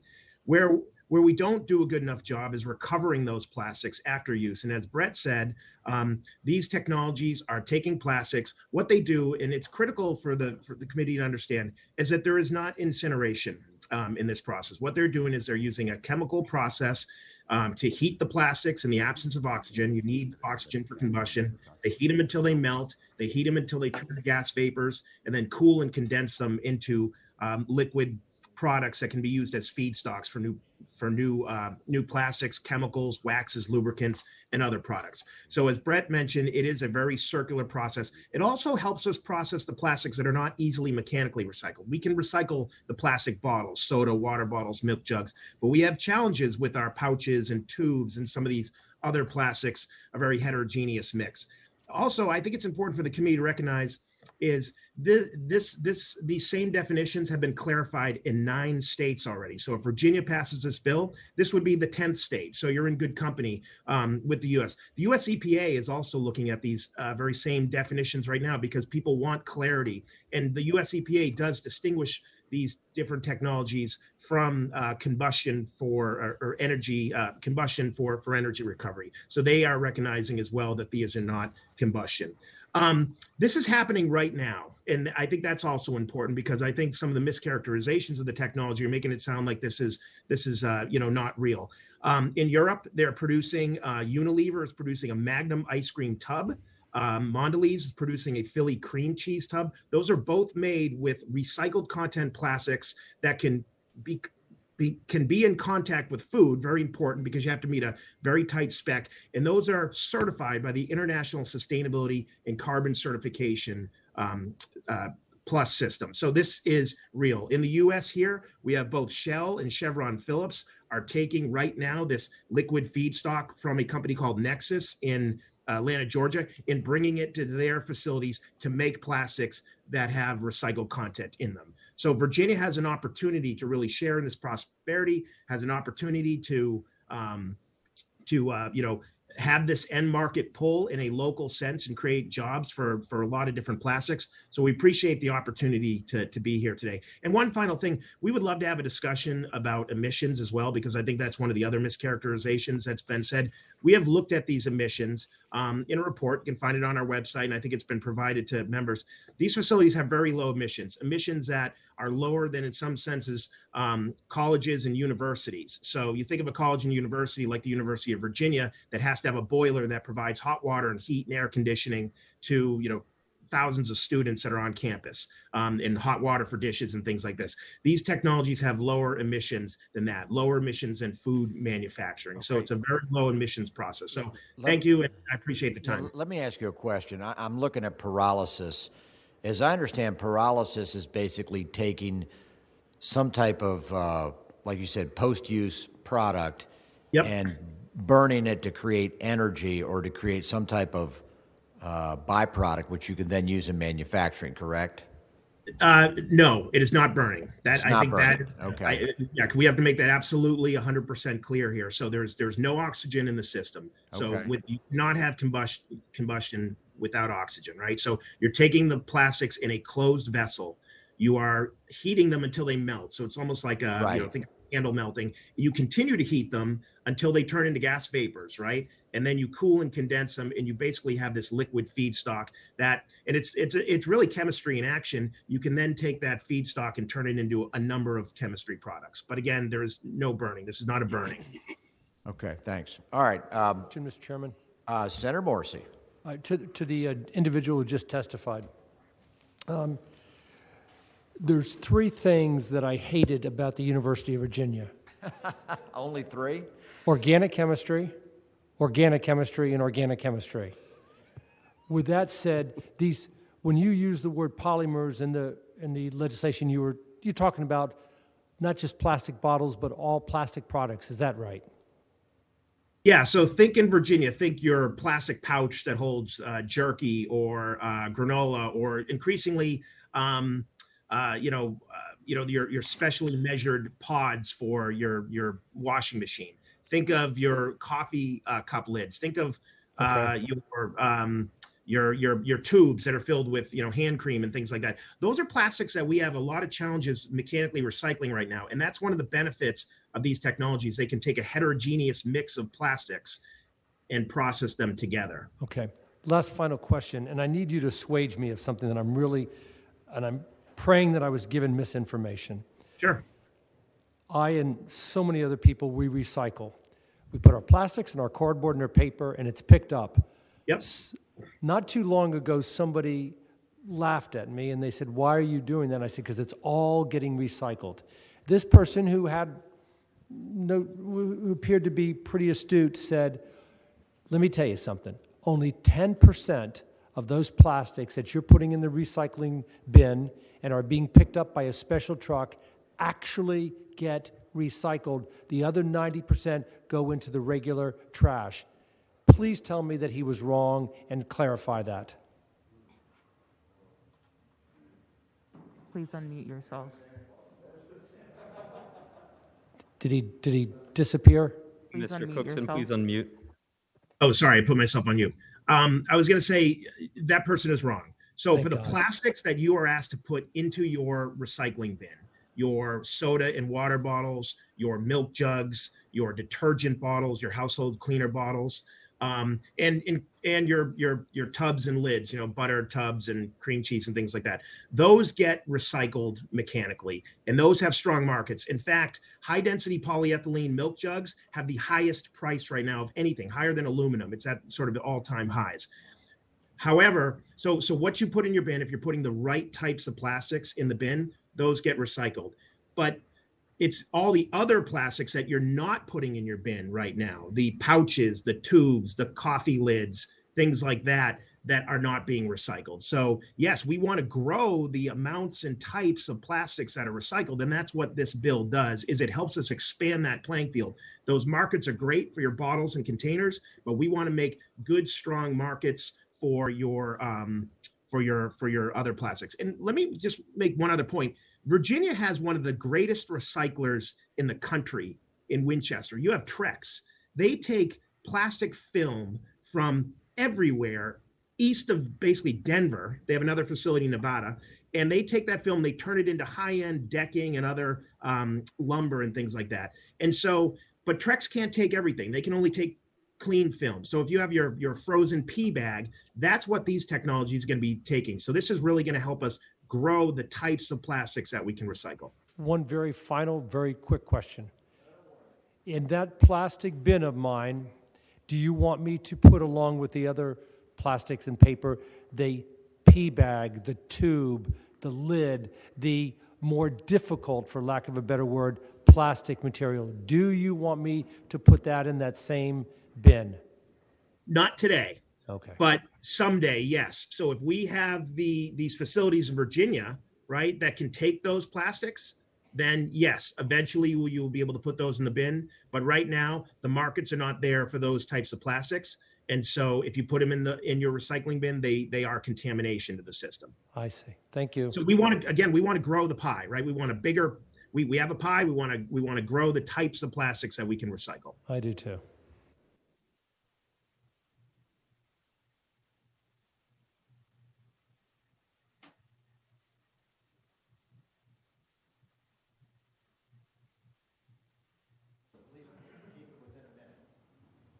Connor Kish, please go ahead. I raised my hand in opposition, so I'll hold. Thank you. At this time, I'd like for everyone to put their hands down, and only those who wish to speak for the bill, who are proponents of the bill, to please raise your hand. Emily Reynolds, please go ahead. Good morning, Mr. Chair, members of the committee. Emily Reynolds on behalf of the Hampton Roads Chamber, as well as speaking on behalf of Roanoke Regional Chamber and Prince William Chamber. We're supportive of Senate Bill 1164. This could be an economic and environmental game changer for Virginia. This legislation can enhance job creation and encourage economic development opportunities while being environmentally friendly. That's a win-win. We ask the committee to support the bill. Scott Pedowitz, please go ahead. Thank you, Mr. Chair, members of the committee. I'm Scott Pedowitz with the Arlington Chamber of Commerce. We also support the bill. As well described already, advanced plastic recycling will complement traditional recycling, help us reduce waste, and promote environmental innovation in the Commonwealth, which is good for jobs. We encourage the committee to report. Thank you.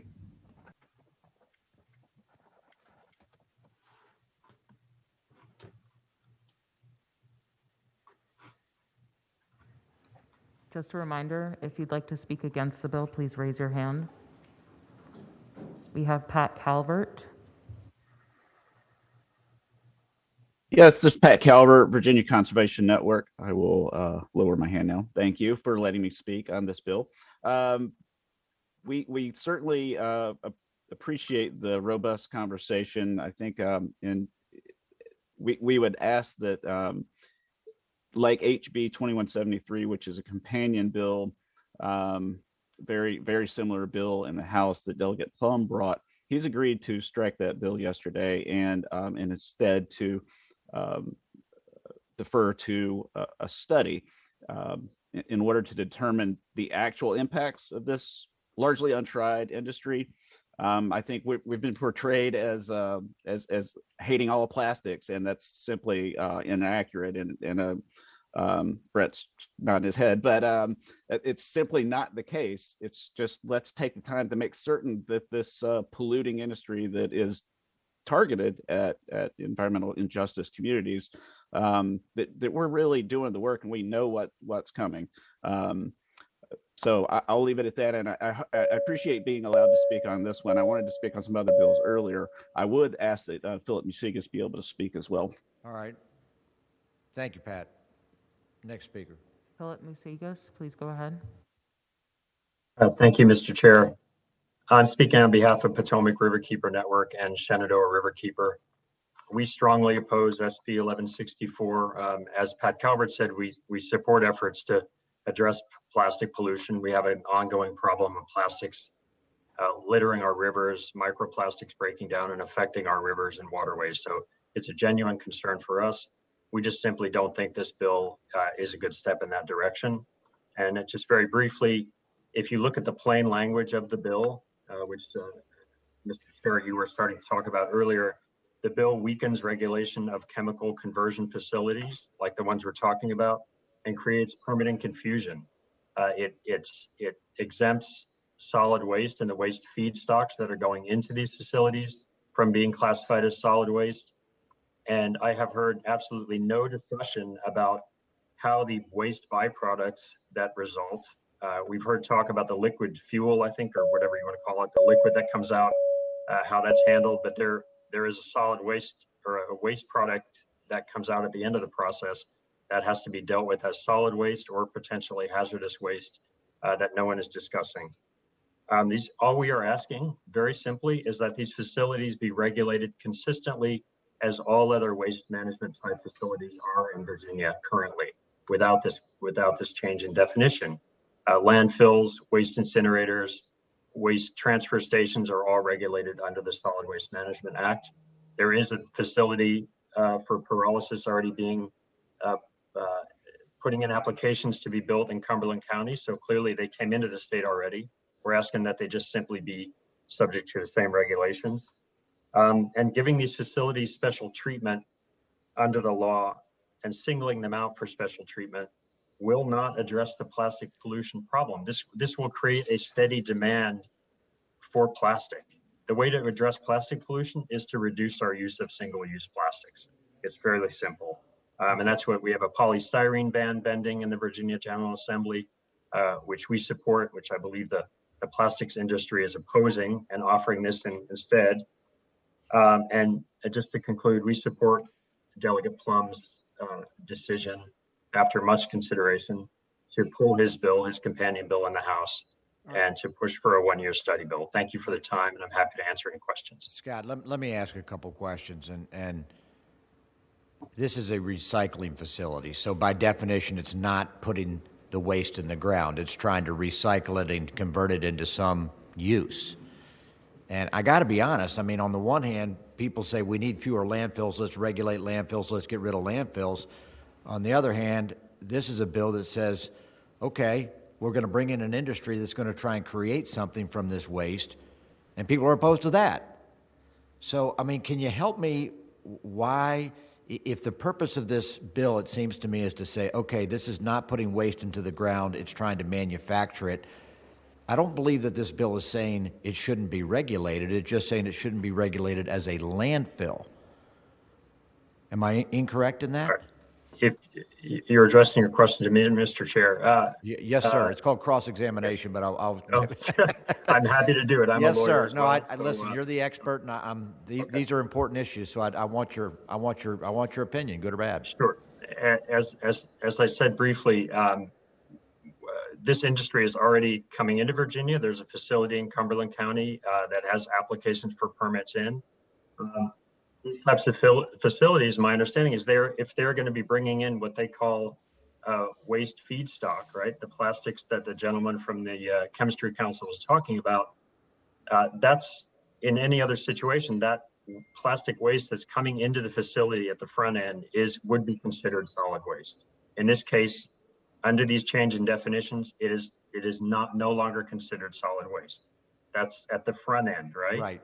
Understood. At the back end, if this process works, right, we do this oxygen-free environment, we melt down the plastic, there are gases, and we turn that into some sort of liquid fuel that, my understanding from the industry and from the talking points that the industry distributed to this committee, that is a material or a liquid, a fuel that can be used either to be sold back to the fossil fuel industry, to be cut into traditional fuels, or to be used to make more plastic.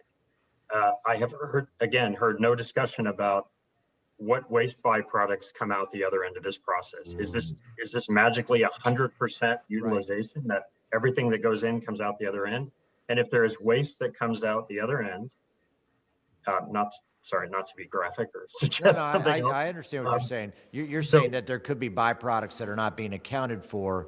So Yes. I guess my question, so you would say, even if, I think you're not disputing that it's a manufacturing facility. You're saying that there are still byproducts that would need to be accounted for.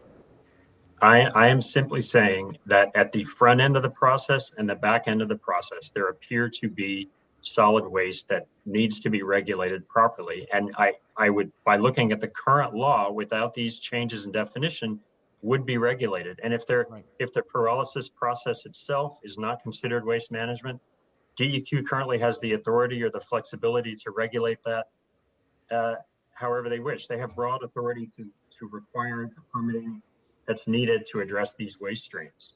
Okay. And there's been no discussion of whether this waste at the back end of the facility, the byproduct that can't be used, how much volume is created? Is that going to be stored on site?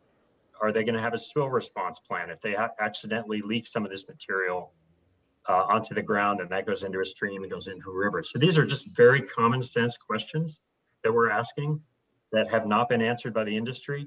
And that is why we are just suggesting, as an alternative, take a year, look at this industry closely, and DEQ can come back in a year and say, okay, we think we know how to best regulate this industry.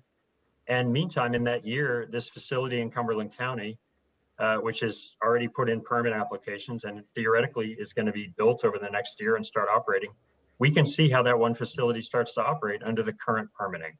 And we can make a reasonable decision, a well-informed decision about this entirely new, this is an entirely new chemical process and facility that's coming into the state.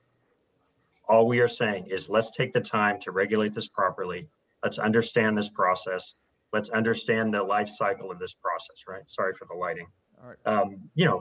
Let's look at what comes in the front end, what comes out the back end, and let's just make sure that we regulate that responsibly. And I think for the members of the committee, I would simply ask you to think very carefully about whether you would want these facilities in your community without this kind of special consideration of what the entire waste stream is and what the environmental impacts may or may not be. Okay. Thank you, Scott. All right. Do we have other opponents? Okay. If you're additional speaker, what I suggest is just give us your name and your organization, and try and keep your remarks to a minute or less at the high end. Thanks. Connor Kish, please go ahead. Thank you, Mr. Chairman, members of the committee. I appreciate the robust discussion that's occurring here today. I'm with the Sierra Club Virginia chapter, and in the interest of time, I can't say our concerns any better than Mr. Masikis from the Potomac Riverkeeper Network stated them. I mean, quite frankly, we believe this is inherently a waste process. And so while we believe that the concerns on the front end and the current concerns on the back end are definitely a waste concern and a waste process, we also believe the entire thing is a waste process. And one other thing I'll flag is that the Solid Waste Management Act puts additional requirements in terms of what members of the community find out, how often and when, about the ongoings of the business in the area. By moving it to a manufacturing process, there is a chance that less information about the ongoings of the business and the process will be known in the community through the permitting process. Since we don't have a facility of this kind up and running in Virginia at the moment, we don't know whether the industry will be successful. There are reports in other states that it is not. So I'll simply add that to everything that Mr. Masikis said and simply urge the committee to oppose this bill and instead move down the path that Delegate Plum has moved forward with to study this over the next year and make sure that we get this right. Thank you for your time. Thank you, Connor. Zach Huntington, please go ahead. Mr. Chairman and members of the committee, thank you for your time. I'm Zach Huntington with Clean Fairfax, and second everything that's been said by the Potomac Riverkeeper, Virginia Conservation Network, and Sierra Club. I'll just add that this bill will lock Virginia into a plastic pollution and fossil fuel future, and the most severe impacts are going to be felt by the most vulnerable communities in Virginia. Thank you for your time. Christopher Lyon, please go ahead. Good morning, Mr. Chair, members of the committee. Chris Lane, Virginia League of Conservation Voters. First off, I want to thank the patron, first and foremost, for his decades of environmental stewardship and say that we share the patron's goal and the goal of, I think, everyone on this call to tackle the growing plastic and solid waste problem in the Commonwealth and in the U.S. as a whole. The problem this bill is meant to solve is significant. It's one that is going to require us to work with industry, have creative solutions, and we're grateful on this issue, as with so many others, to have had a thoughtful conversation with the senator's staff about some of our concerns. Just to sort of drill down on a point that we've been talking about, waste management defined as collection, source separation, storage, transportation, transfer, processing, treatment, and disposal of waste or resource recovery. That's how waste management is defined. Advanced recycling includes collecting, storing, processing, treating, resource recovering, and disposing of byproducts. It's unclear why advanced recycling would not be considered, at least partially, to fall under waste management. We think that this conversation is one that really is just beginning, and it's one where we would love to be at the table at the front end. And if the bill takes the approach of Delegate Plum's bill, we pledge here that we would work honestly with the patron, with other stakeholders, and with the relevant administration partners to make sure that any study that goes forward isn't an empty measure, not a stall tactic as might be insinuated later, but a vehicle to thoughtfully develop policy on the issue. Mr. Chairman. Thank you. All right, Mr. Chairman. Senator Stewart. Thank you, Mr. Chairman. Mr. Chairman, I'm thoroughly confused, I must tell you, and I got really confused when the guy with the Potomac Riverkeepers spoke. I own land on the Potomac River, and I will tell you that every year we probably haul 20 loads of plastic off the shoreline. My family and I pick up and take to the dump. And the gentleman testified about all the plastic on the river shore. And for the life of me, I can't understand why, if we have an opportunity to do something else with that product, we wouldn't take advantage of it. And I've listened to the other opponents of the bill, and it's become very clear to me that they just don't like plastic. And I don't like plastic either, quite frankly. And if I thought there was something we could do about it, I would probably go down that course. But I don't know what the reality is. How are you going to ban plastics, one state out of the union? Do you stop all plastic products coming across the border? I think that violates interstate commerce.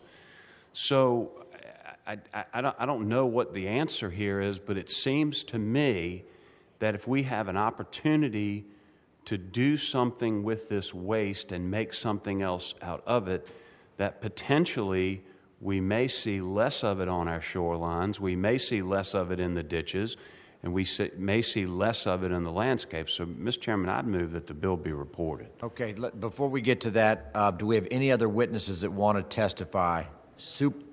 Are we done? Two more. Just please identify yourself and your group and say where you stand in a sentence or two. Scott McDonald, please go ahead. Hi, Scott McDonald, Leesburg, Virginia. I want to say, first of all, answer Mr. Morrissey's question, 9% of plastics are recycled nationally, according to the EPA. So the information he had was correct. What we're talking about here is plastic basically being burned for fuel. This technology is a new technology, and it's not proven. And furthermore, it's technically challenging and at the moment uneconomical. And some of the takes of advanced recycling or chemical recycling is ash, char, slag, and some wastewater issues. So I think studying this further is a good idea until we know more about it for the future. We do need a solution for plastics, but the processing end is only part of the solution. We also need to recover them back so that they can be processed or recycled. Thank you. Okay, thank you, sir. Any other opponents? Ellie Bomer, please go ahead. Hi, thank you, Mr. Harriman. This is Ellie Beamer with Environment Virginia, and we oppose this bill, echoing a lot of the things that have already been said. Great, thank you. Mr. Chairman. Okay, Senator Marsden. Yeah, maybe I'm looking at this over simplistically, but every manufacturing facility creates some kind of waste, which is then removed to a landfill or some other process that is regulated. And they're just merely taking, like somebody takes wood products or metal or anything else and turns it into a product. They have some waste. It comes out of the office trash cans and it's sent to the landfill. And so I don't see. I get the idea that that plastic is a huge problem, but this seems to be a small step towards solving the problem. And maybe this process doesn't last forever, and maybe we get into more and more banning, which. Frankly, I'd love to see a lot of this stuff go away and be replaced with biodegradables, but right now, we don't live in that world, and I think this is maybe a step forward. Mr. Chairman. Mr. Chairman. I heard a voice to my right. Lewis back here. Senator Lewis. Just, Mr. Chairman, a general observation sort of along the lines of Senator Stewart and Senator Marsden, and not to be too repetitive, but also to my friends who have testified, and they are my friends, who have testified against the bill. I've been on the same side of many issues with them.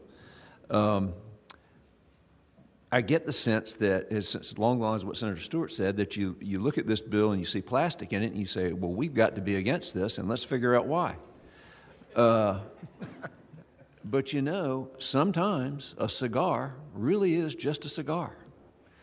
And this, I think, is a good step forward to deal with our plastics problem, which is not going anywhere anytime likely in the remainder of my lifetime.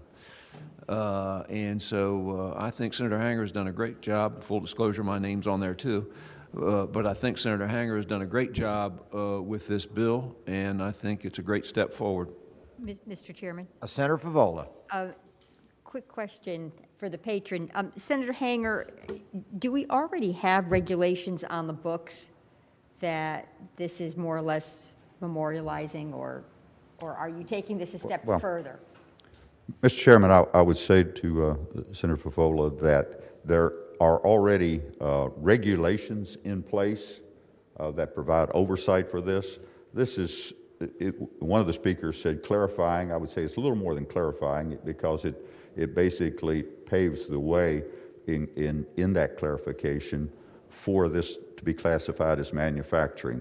And while I'm speaking, so I don't have to speak again, Mr. Chairman, I would just add, I think the big concern appears to be that making sure it's classified as manufacturing. Some think, well, that removes it from regulatory oversight. Right. I would share that we have a Senator Owenchain and I represent Rockingham County. We have a manufacturing facility in our county on the river, which feeds into the Potomac, the Shenandoah River, which is a drug company which manufactures a product there that is regulated as a manufacturing entity, that if a drop of that product got in the river, I've been told, it would kill all the fish within 50 miles, okay?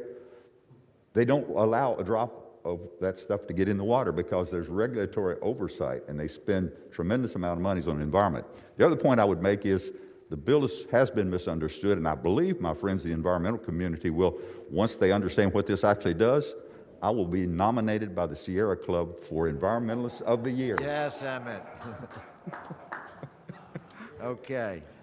Mr. Chairman. Dave, yes, Dave Berry.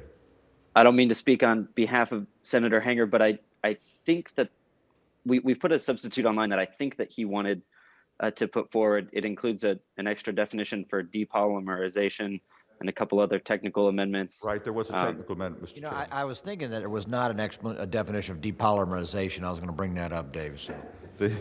We got. All right, we have a motion and a second to adopt the substitute. All in favor, say aye. Aye. Okay, substitute's before us. Thank you, Dave.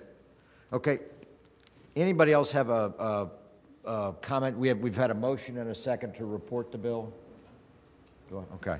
Let me just make a comment somewhat akin to what Senator Marsden and Senator Hanger just said. You know, we just had about an hour and a half of testimony on a landfill. And I get it. People don't want landfills. They don't want landfills near them. They don't want the waste being trucked in. I get all that. But I think that being the case, we also say, okay, well, what do we do with this waste? And recycling is a way that we handle waste. And this is just definitional. This is not taking recycling or advanced recycling and making it unregulated. It's saying we're going to regulate it as manufacturing as opposed to solid waste because we're not burying it in the ground. I agree, as was made, that it's still going to generate waste products like any manufacturing. And again, it'll be regulated as a manufactured, regulated waste products. But I do think we need to make a distinction between solid waste, which is recycled, versus solid waste, which is put in the ground. And I have a bias towards the recycling for reasons that ought to be obvious. So I am going to support the motion to report, even though, again, it's going to put me on the opposite sides of some longtime friends, but I actually think this is a good bill. Can the clerk open the roll?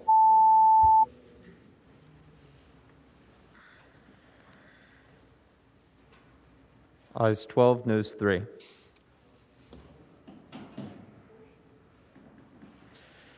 Okay, thank you very much. Senator Hanger, your bills have been dealt with. Why don't we do is Senator McClellan here? Okay, who do we not have besides McClellan, who's... Uh-oh, Menhaden. Mr. Chairman? Yes, Senator Mason. So I am so very appreciative that you've made me the chairman of the Menhaden Subcommittee. Absolutely. And last year, Senator Lewis brought the amazing together, and we put forward a new path on managing Menhaden and sending it to VMRC. Senator DeSteff has a perennial bill to discuss where fishing takes place and to look out for and on behalf of his area and some sport fishermen and some folks, and that's Senate Bill 1467. So we met and heard the bill. He made a very eloquent presentation. We took testimony. But, Mr. Chairman, in the eyes of the committee, having just addressed this last year and dealt with it and moved it to VMRC, we moved to pass the bill by indefinitely, and that passed unanimously. And at this point, Mr. Chairman, I so move. Okay, we have a motion and a second to PBI the bill on Menhaden, and that's Senate Bill 1467. Just for those of you who are not familiar, we've heard this issue pretty much annually since I was in the House of Delegates, which was 19 years ago. And I think we're familiar with it. So there's been a motion and a second. Clerk will open the roll.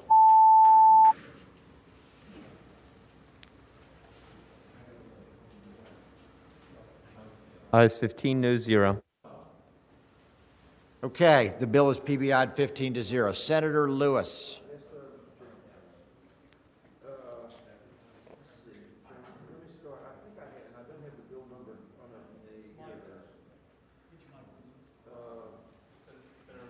Senator, put your mic on. We can't hear you. Or you can even walk to the front of the lectern. Oh, sorry about that. Yep, I will do. Mr. Chairman, let's go with 1460 first, if we can. So, Mr. Chairman, there is some dispute within the hunting community about what this bill seeks to achieve. I think that dispute is becoming more and more resolved as the manufacturing and the type of ammunition changes of this particular caliber. But what I would ask the chairman to do is really, I think the game department needs to weigh in on this and take a harder look at it. There are 38 states, as I understand it now, that allow this caliber for deer hunting. But I think we need more information than we have now, and more information than we would be able to get in the limits of this pandemic session. So I would ask if the chairman could just do a letter to the game department asking them to take a look at this and let us know by next session what the thoughts are. Yes, just for my own edification, what type of weapon would fire this ammunition? A bazooka? Okay. I mean, any type of weapon. Mossberg, I think some people think it's an AR, and the ARs do typically fire this caliber, but Mossberg makes a bolt-action firearm that fires the .223 as well. It is a cheaper form of ammunition. It is ubiquitous. But there's some within the hunting community, not necessarily the gun folks or anti-gun folks, but within the hunting community, there's some disagreement as to whether it is a suitable caliber for larger game like deer.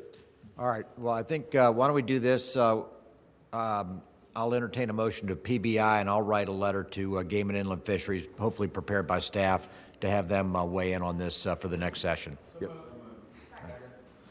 Okay, we have a motion and a second to PBI with a letter. Open the roll, please. Thank you, Mr. Chairman.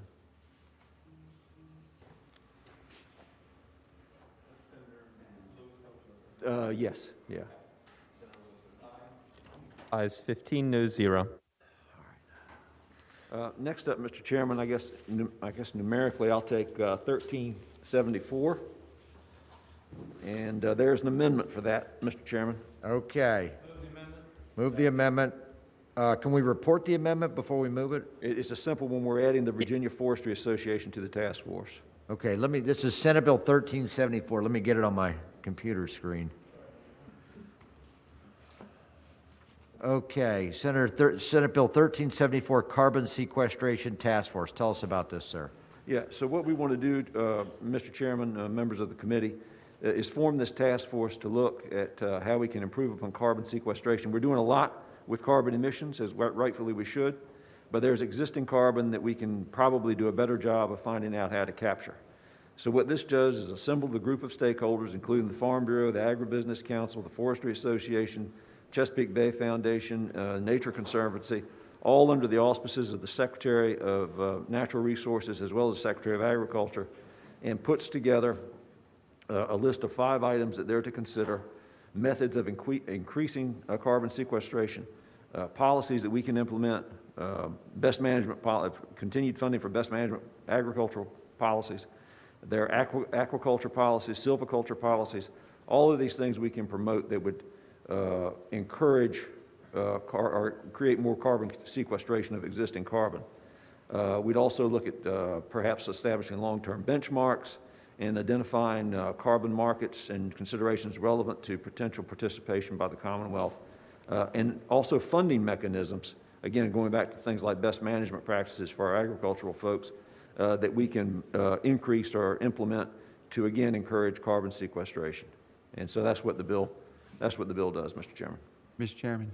Senator Marsden. Thank you, Mr. Chairman. Put your mic on. This is an excellent proposal. The whole issue of dealing with our climate crisis is a three-legged stool. We're getting pretty good at incentivizing and finding ways of making green, renewable energy. We're getting better at efficiency, although it's still a struggle, and battery storage. That's the second leg. But the third leg of that stool is mitigation. Because once we get rid of all of our carbon-producing vehicles and plants and houses and what have you, we're still stuck with a lot of carbon in the air that ain't going anywhere until you sequester it. And that is critical, and we have to realize that we can win the battle and lose the war if we don't really hit this mitigation or sequestration of carbon issue pretty hard. Thank you. Yes, sir. Mr. Chairman? Yes, sir. Stewart. Thank you, Mr. Chairman. Senator Lewis, I like ultimately the goal you have here. I guess I would just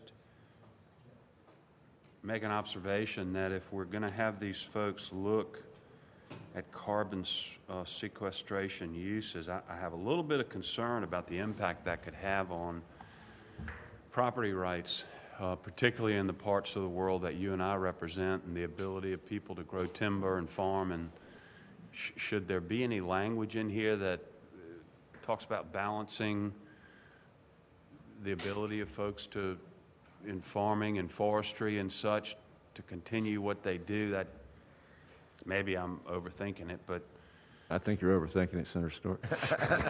Okay. We have an answer. Concerns me a little bit. All right. I'm going to support the bill. Okay. Anybody else questions? Do we have anyone signed up to speak? No witnesses. Okay. The bill. Yes. 3, Mr. Chairman. Oh, we have 3 witnesses. Okay. Go ahead. Kendall Tyree, please go ahead. Let's let him speak a bit. Go ahead, Kendall. Mr. Chairman, members of the committee, Kendall Tyree with the Association of Soil and Water Conservation Districts. Merely want to share our support for this study. Our soil and water districts have interest and expertise to offer, and we appreciate Senator Lewis including us as a stakeholder. Thank you. Tara Ilgner, please go ahead.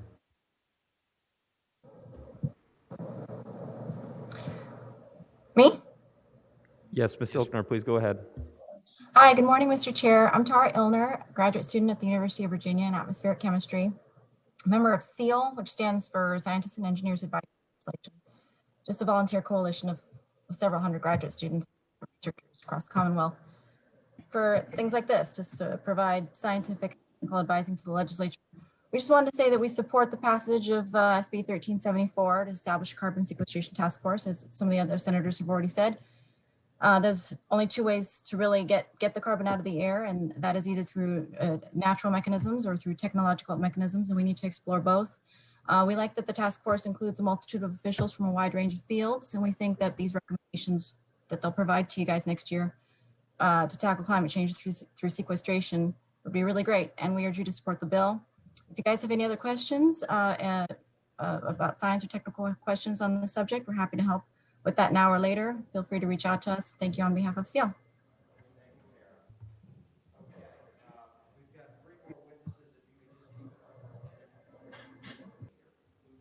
Zachary Sheldon, please go ahead. Thank you, Mr. Chairman, members of the committee. I'm Zachary Sheldon with the Nature Conservancy. We support this legislation and thank the patron for introducing it. We are currently actively involved in carbon sequestration work in Southwest Virginia through forest management, on the Eastern Shore through submerged aquatic vegetation restoration, and we've been looking into agricultural practices that can help sequester carbon. So we support this effort and we look forward to task force. Can I ask a question? Yes. Is Tua the long-term solution at quarterback? It's you put me in a rough spot right now. I don't want anything on the record on that. You don't need to answer that. All right. Steve. Any other witnesses? Yes, Mr. Chair. This is Steve Carter Lovejoy with the Virginia Sierra Club. And I will simply say that our organization supports this bill as well. Thank you. Carter, I think I'm going to suspend because I have a Okay, let's adopt the amendment. Okay, the motion of a motion is second to adopt the amendment. All in favor say aye. Aye. Okay, move report is amended. Clerk, open the roll.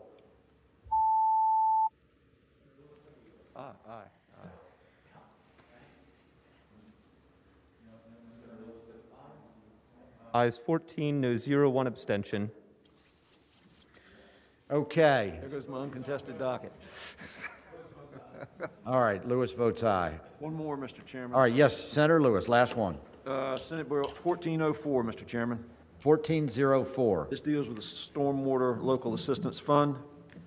And what this does, Mr. Chairman, is it makes two changes to that fund.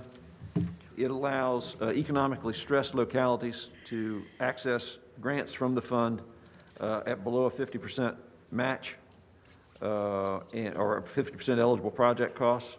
And what we have found is that while these localities and fiscally stressed is as determined by the Commission on Local Government. So there's a criteria for that through the Commission on Local Government. What we found is that these areas have significant stormwater problems, but they were not accessing the fund. Only about 17% of the fund grants that have been distributed have gone to these fiscally stressed areas.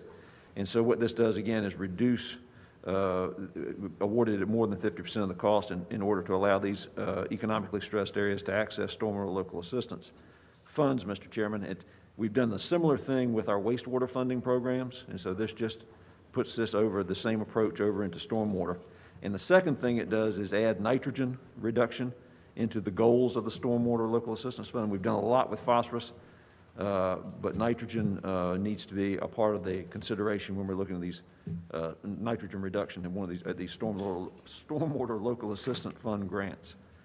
So that's what the bill does, Mr. Chairman. Okay, thank you, Senator Lewis. Any questions from the panel? Okay, do we have any witnesses on this, Madam Clerk? Okay, any opposition? If All right, pretty boring. Okay. I will second that motion, Mr. Chairman, and just speaking to the motion. Senator Favola. Thank you. This is actually a good bill, and it is not prescriptive. It merely provides guidance, and it provides criteria that may be taken into account. There's no reason to oppose this bill. All right, with that ringing endorsement. All righty. We have a motion and a second to report the bill. All in favor, clerk, open the roll. Yes. It's been my ringing endorsement, Senator Lewis. Ayes 15, no 0.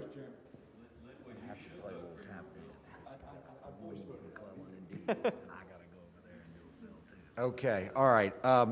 The community's going to, the committee, let me take off this.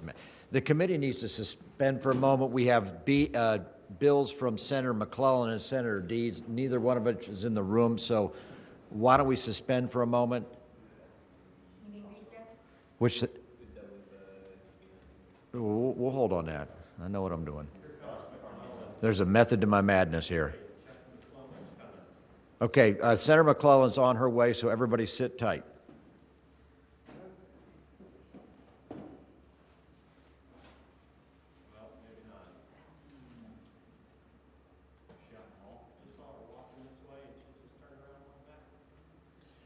Okay, and just to tee up what we have left, we have bills on pipelines. There's a bill from Senator Deeds and a bill from Senator McClellan dealing with pipelines. And then we have the environmental justice bill from Senator McClellan. So I know those two concepts are going to get a lot of comment, and we've got about exactly an hour to get this done. So we're going to move expeditiously.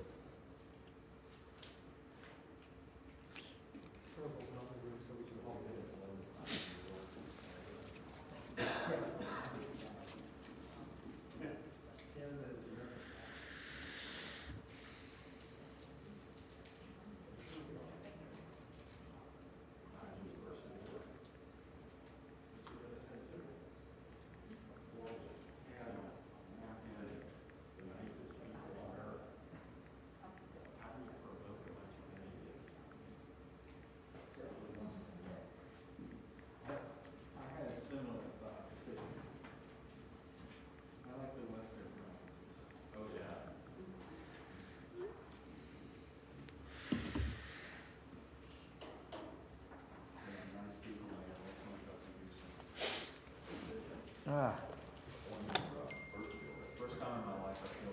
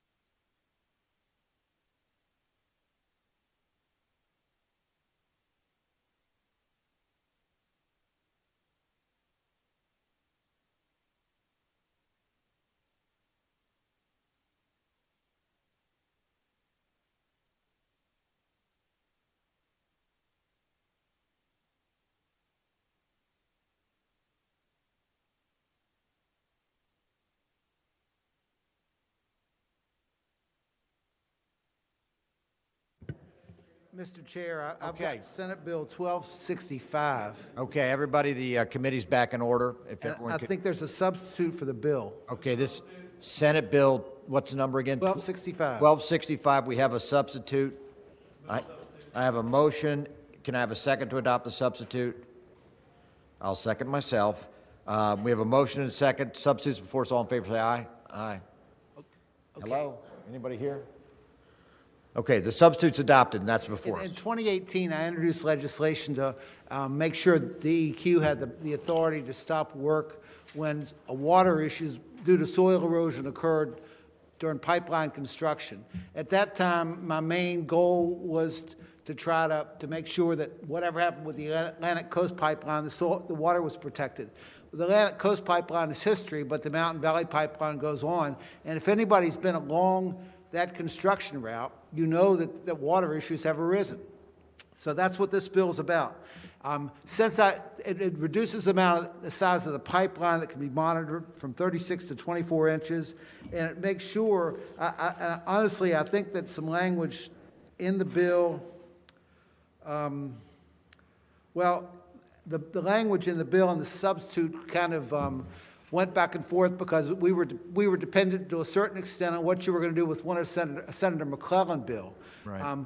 So whether you were going to give these decisions to the board or the department. The status of this bill is it maintains authority within the department, but of course that's subject to your ultimate control. The language has been worked out since this bill was introduced. The language has been worked out, frankly, between the advocates and the Atlantic or the Mountain Valley Pipeline advocates. So, as far as I can tell you, that there is peace in the valley between both sides on this bill.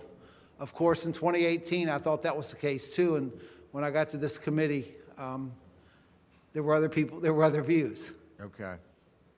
All right, so basically what we have here is a bill that allows the DEQ, our environmental department, to issue a stop work order when there's a pipeline violation, correct? Well, when there are soil erosion issues that occur because of the pipeline breaks or pipeline construction, yes. Okay, all right. And does it have to have an impact on water? I mean, how do we get jurisdiction center deeds? Well, it says, pursuant to the Water Control Act, it has to have a water issue. Right. It is related to down on lines 20 through 24, when there have been violations of any water quality standard adopted pursuant to the Water Control Act. Sediment has been deposited in significant amounts in areas where the deposits are not contained by best management practices. There were repeated instances of adverse impacts or likely adverse impacts within a 30-day period, or there's been a widespread and repeated instances of adverse impacts or likely impacts. Okay, so basically it's enhancing the powers of DEQ where there's a potential water quality impact. Right. Okay. And that specific language is the language that's been worked out between the Mountain Valley Pipeline folks and the advocates of this bill. Okay, all right. Any questions for Senator Deeds? All right, do we have folks in the waiting room that are proponents? Can they speak? We have Rob Shin, and if you'd like to speak in support of the bill, please raise your hand. So, Mr. Chairman, members of the committee, good to be with everyone. Really appreciate the work we did with Senator Deeds, folks on both sides of the issue. As we've seen for the last 2 years, the industry has worked cooperatively with folks on both sides to work out the original stop work order issue, the upland certification bill from 2018. With the changes in the substitute, we are not opposed, and we do appreciate the cooperative working with all parties. Okay, thank you, Rob. Anybody else proponents? Pat Calvert, please go ahead. Mr. Chair, Pat Calvert, Virginia Conservation Network. Not seeing the substitute, but I will say that VCN is supportive of Senator Deeds' original bill. Thank you. Great, thank you, Pat. David Sly, please go ahead. Mr. Chairman, David Sly with Wild Virginia. We too strongly support this. We believe it gives DEQ some more definition and some more authority to do what it needs to do. And I'm very happy that we were able to work out language that I think we were all pretty happy with. We feel like it makes a lot of common sense. Thank you. Thank you, David. Okay. Peter Anderson, please go ahead. Morning, Mr. Chair. Peter Anderson with Appalachian Voices. Just echoing the comments of Mr. Sly. We appreciate the work of the patron and the conversations we've had with other the industry folks on this. We support the bill in its current form. Thank you very much. Okay. Omar Rosales Cortez, please go ahead. Mr. Chair, thank you. I will keep this brief. Omar with the Chesapeake Climate Action Network and CCAN Action Fund, here to say that we also support this bill. Thank you, Omar. Connor Kish, please go ahead. Thank you so much, Mr. Chairman, members of the committee. Connor Kish with the Sierra Club. In the interest of time, we support the bill. Thank you. Thank you, Connor. And our final speaker is Scott McGreary. Please go ahead. Yes, thank you. Scott McCary, Washington Gas. I associate myself with remarks. Mr. Shen, appreciate the efforts on this bill, and we likewise see no reason to oppose the bill. Thanks very much. Okay. We've heard any questions? All right, we have a motion to report. I will second the motion. Okay, we have a motion and a second. All in favor, clerk, open the roll.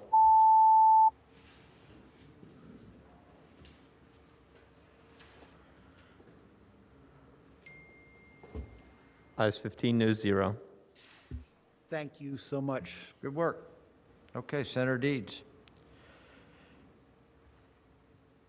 Senator Deeds, actually, before you leave, let me ask one question, and I know we're taking up Senator McClellan, and her bill is different than yours, but if she agrees, would you perhaps be willing to list her as a chief co-patron on your bill? Certainly. Okay. I've got no pride of authorship of anything yet. All right.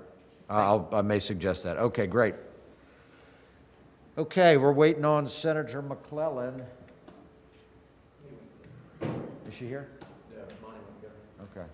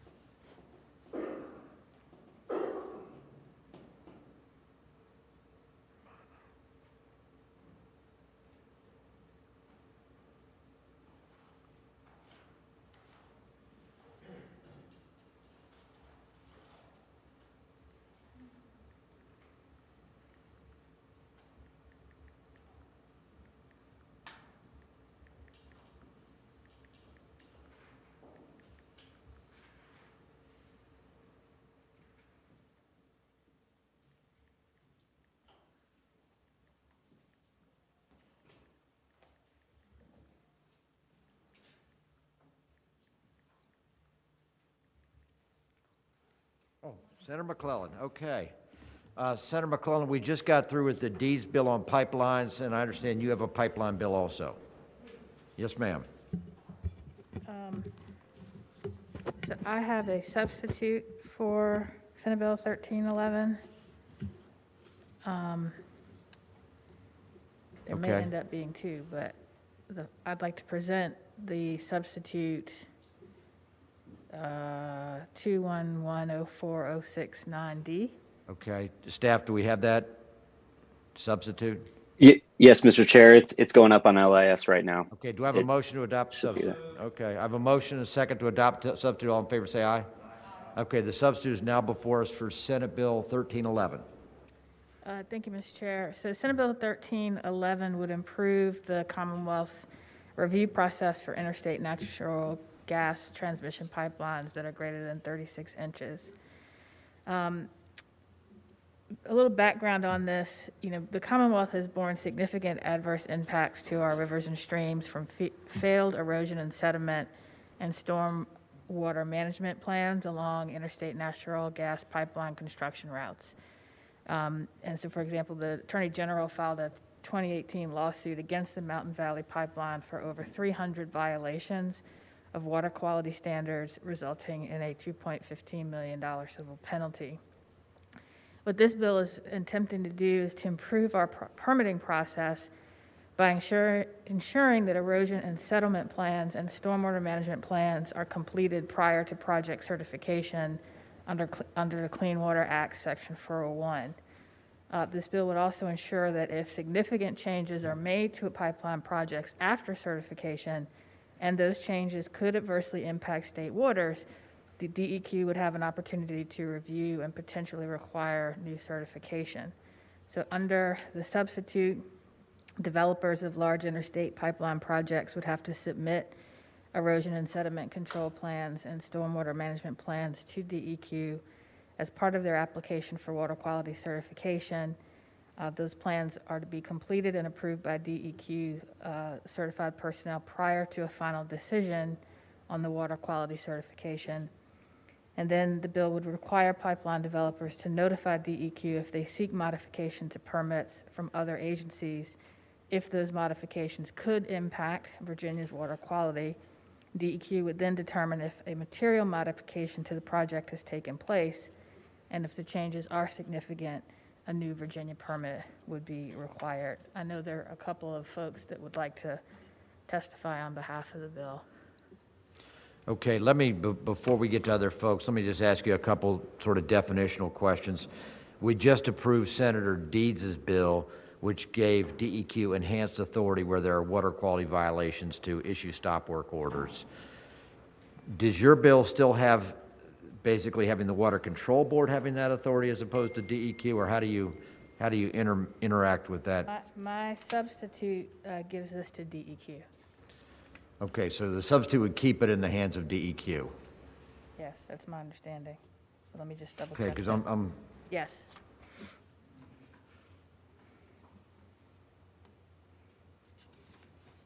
okay, because maybe I'm looking at the wrong one. It just says that the board may issue an approval or disapproval. Dave, can you tell us, Dave Barry? Yeah, it says director.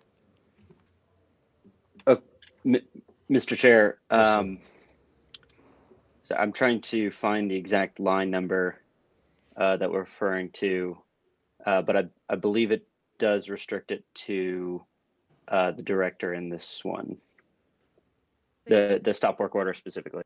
Okay.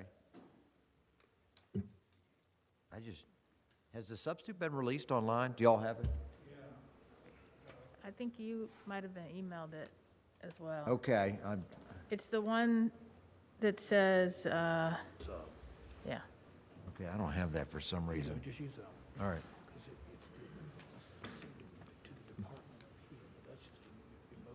Okay, all right. Senator, why don't you, if you have some proponents, why don't we have the proponents go ahead and testify? If you'd like to speak in support of the bill, please raise your hand. Peter Anderson, please go ahead. Thank you, Mr. Chair, members of the committee. Peter Anderson, Virginia Policy Director with Appalachian Voices. We support the bill. I think it's a good substitute. Thanks so much to Senator McClellan for working on this critical issue. I just wanted to clear up any confusion about the original bill as filed and the substitute that's before you now.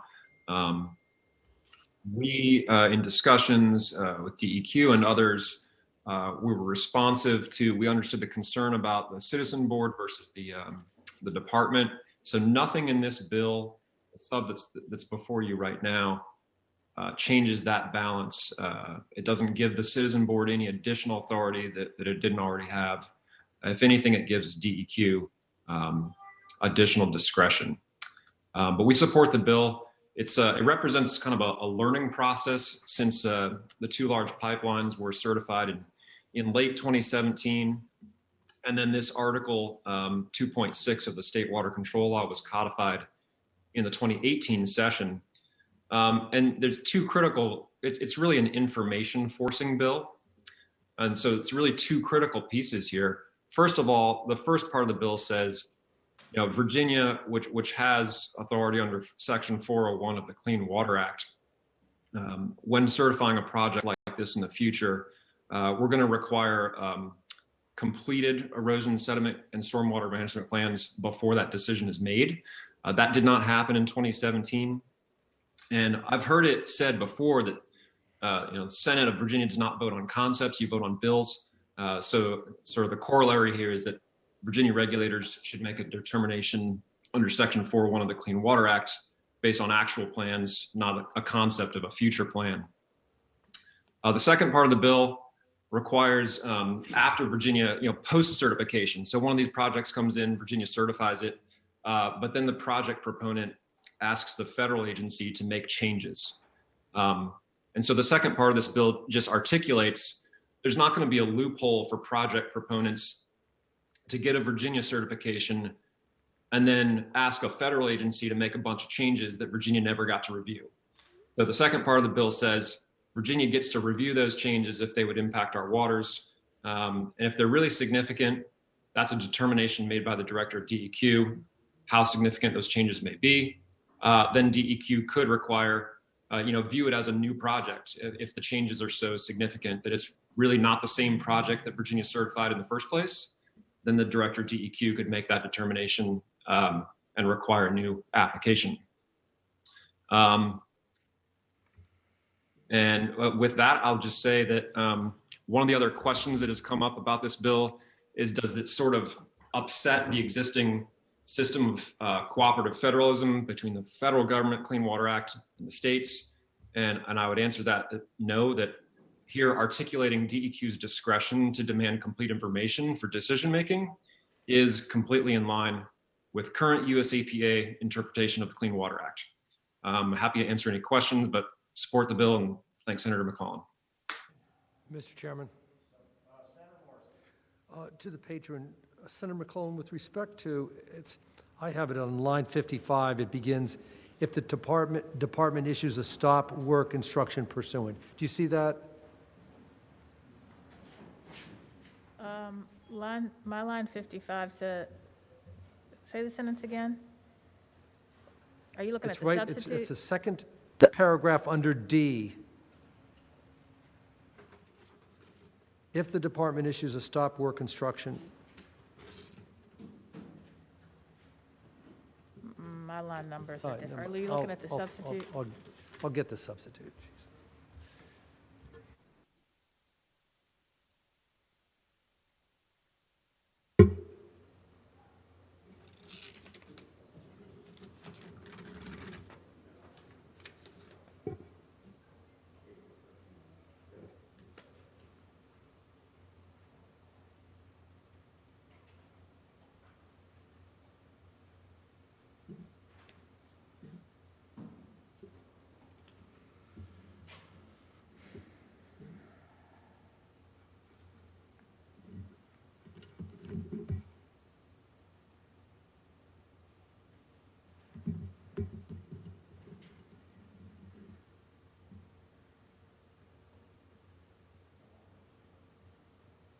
Mr. Chair, while he's looking for the substitute, I don't know if there's anybody else who wants to testify.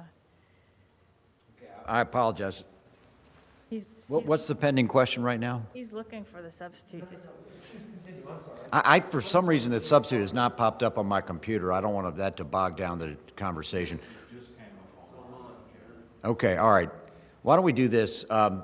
Do we have people in the waiting room that are waiting to testify? Okay, can you let them go ahead? Omar Rosales Cortez, please go ahead.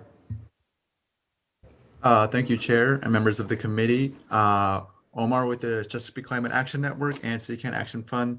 Again, here to support this bill, SB 1311, to ensure that Virginian waterways can stay clean and healthy in the event that a major pipeline project would develop and threaten waterway integrity. As we've seen with the Mountain Valley Pipeline, over 300 water quality standard violations can occur when a project is not properly assessed for erosion and sedimentation. Just echoing what the patron and some of the other fellow proponents may say, that this bill would require those management plans to be included as part of the project certification submitted to DEQ, and would require reassessment if the project does have major changes applied to an already approved pipeline.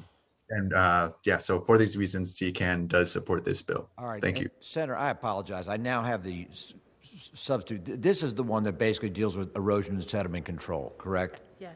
Okay. All right. I have it. Any other proponents? Connor Kish, please go ahead. Thank you, Mr. Chairman, members of the committee. I want to associate myself with the remarks of Peter Anderson from Appalachian Voices, and we strongly support this legislation. Thank you. Pat Calvert, please go ahead. Good morning, Mr. Chair. Pat Calvert, Virginia Conservation Network.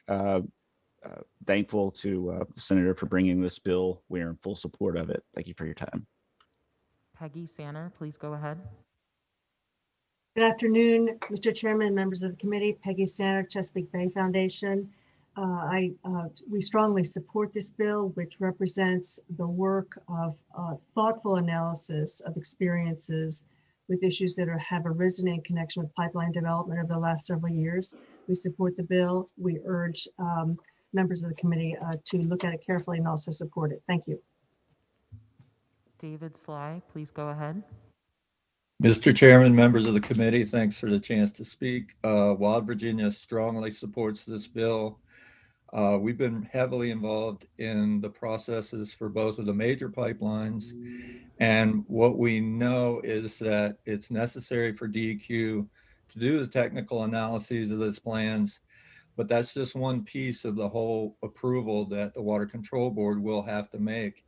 And it is preferable, actually necessary in our view, for them to have this piece in the context of all the other issues that they have to decide. So it keeps the technical analysis with the DEQ and feeds that into the process that the board has to make their decision. And the variance part, we have seen significant changes to projects that are approved by the federal agencies, but that DEQ does not currently, in our view, have the chance to step back in and say, hey, that's not what we approved. And that's really important.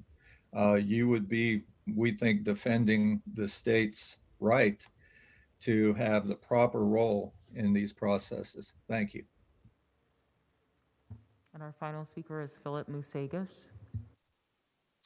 Thank you, Mr. Chair. On behalf of Potomac Riverkeeper Network and Shenandoah Riverkeeper, we fully support the bill, and I would just second the great comments made by Peter Anderson and David Sly and others. Thank you. Thank you, sir. Okay, opponents. Please raise your hand. We have Rob Shin. Rob Shin. Rob, go ahead.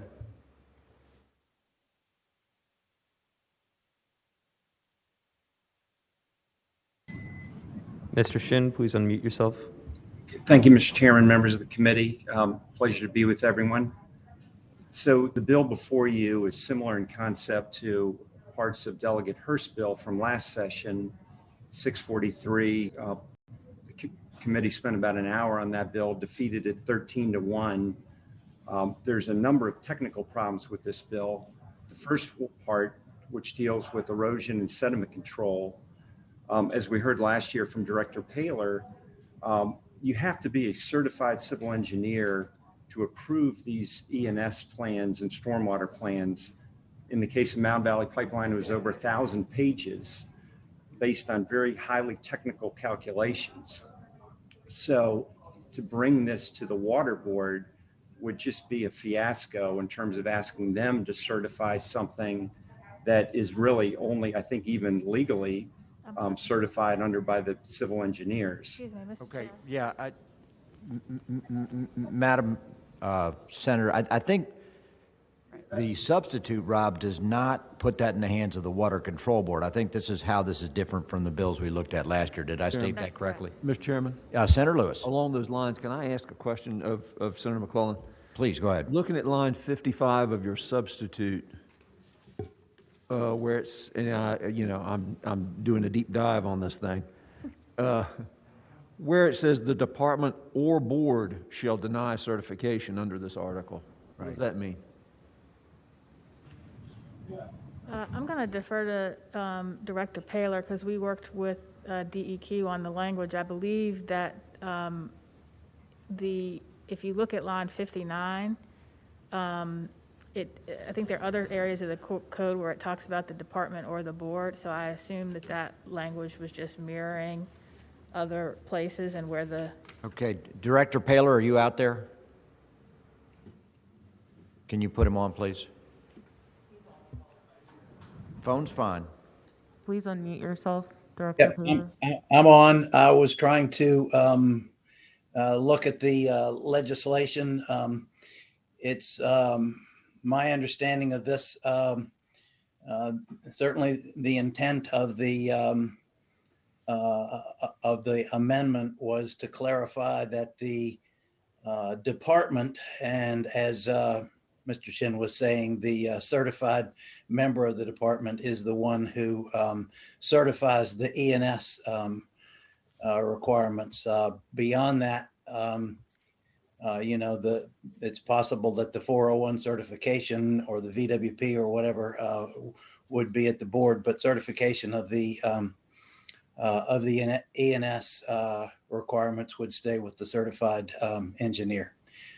So I wasn't seeing exactly what line on the copy. Well, let me get to the point. The line 55 says the department or board shall deny certification. And I think I can speak for Senator Lewis that this committee last year took a pretty firm stance that we did not want the board to be doing it. We wanted to keep it in the hands of DEQ. I agree with that completely, Mr. Chair. I don't believe that the board has really has the technical expertise or the really the. All right. So why don't we do this? Can I entertain an amendment to strike the words "or board" on line 55? Okay. So we have a motion and a second to strike the words "or board" on line 55. All in favor, say aye. Aye. Any opposed? Okay. So take the board out of it. Then on the line above that, Director Paler, it says the board shall not waive certification on natural gas transmission pipelines greater than 36 inches. Does that have to stay with the board, or is that another one where it should be the director?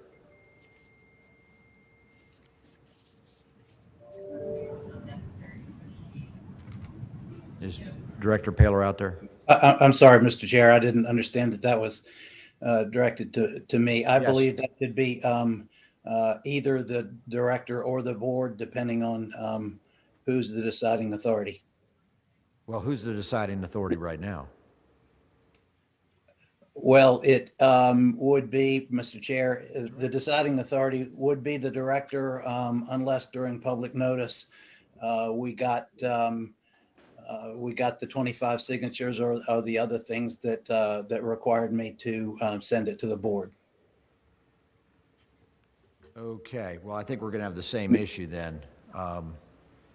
Senator McClellan, why don't you give us your perspective? I think, is that Senator Stewart? Go ahead. I'm just curious if DEQ has a position on this bill since it's in their bailiwick.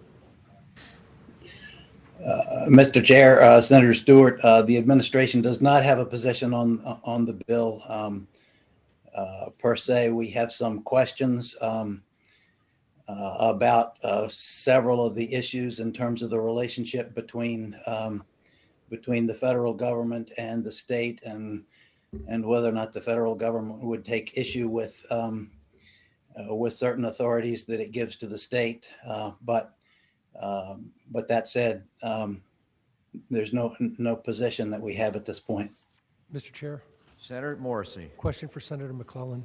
Go ahead. Senator McClellan, there appears to be some movement among the committee to not allow the board, because they perhaps do not have the civil engineering expertise to make certain engineering decisions. We just passed one amendment before the chairman raised another area of the legislation allowing the board to do certain things. Are you able or willing to change the legislation so that the board doesn't have those powers that are better handled by certified civil engineers working for the department? So long as an amendment does not take away any authority the board currently has. The substitute was drafted with the intent of leaving the department's authority with the department and the board's authority with the board under current law. And the language here was mirroring other sections of the code where they use both. So I would have to defer to legislative services to make sure that any amendment that is made does not change current authority that the board has. And with that caveat, then yes. Mr. Chairman, Senator Morrissey. Question for Mr. Shin. Mr. Shin, are you hopefully you're still there. Hopefully you're now looking at the substitute bill. Can you continue with your concerns about the board versus the department, or are your concerns now assuaged given the amendment that we've just made? So thank you, Mr. Chairman, Senator Morrissey. I think that part of it that talks about the board versus the department in the first part of the bill on erosion and sediment, I mean, quite frankly, if you want to keep the authority where it is, I don't think you need any of that new information. Or I don't think the bill doesn't really do, I think, what they're trying to do. The real heart of the problem, quite frankly, apart from that issue, is the rest of the bill. If you look on lines 65 to 68, it's stunningly broad, saying that if you have an applicant, if they seek to modify or revoke any other approval or any other condition of other approval of state or federal agency. So in the terms of with pipelines, there are FERC issues the overall permit, the certificate of public necessity. There are 33 sub-approvals. So what this, I think, is saying is that any other modification or revocation has to go through this lengthy, cumbersome bureaucratic process that's just going to be delayed. It's going to be challenged in the courts. And quite frankly, what the Clean Water Act 401 certification, EPA guidance, the Attorney General's guidance to the board says is that you can't modify or revoke a 401 certification. We've been through that fight in Virginia over the last couple of years. As recently as 6 weeks ago, in the case of Sierra Club versus Army Corps of Engineers, they reaffirmed that. So you can't modify this permit, and the whole bill is setting up a process to try to do that when it's clear that's not allowed under law. Okay. Senator Stewart. So just so I understand, based upon Director Paler's comments and Mr. Shin's comments, this bill is setting up a preemption problem. We're trying to take authority away from the federal government that we don't have the authority to do. Do I understand that correctly? No. Senator McClellan. So the EPA encourages, the EPA still gives states the authorities to approve permits where there could be an impact on water. What this bill is trying to do is, once a permit is granted, if they make material changes that essentially, if their new changes were part of the original application, it would have been a different analysis altogether. And it's giving DEQ the ability to now look at, you've made material changes that could impact our water quality. We want the ability to look at it to see if it will in fact violate our water quality. And that is essentially what the bill is trying to do. But, Mr. Chairman. Senator Stewart.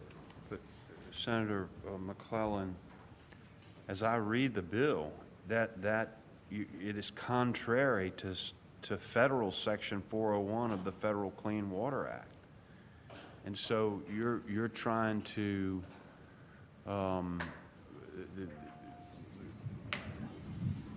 you're going to be preempted. I don't see any way around it. Am I reading that wrong?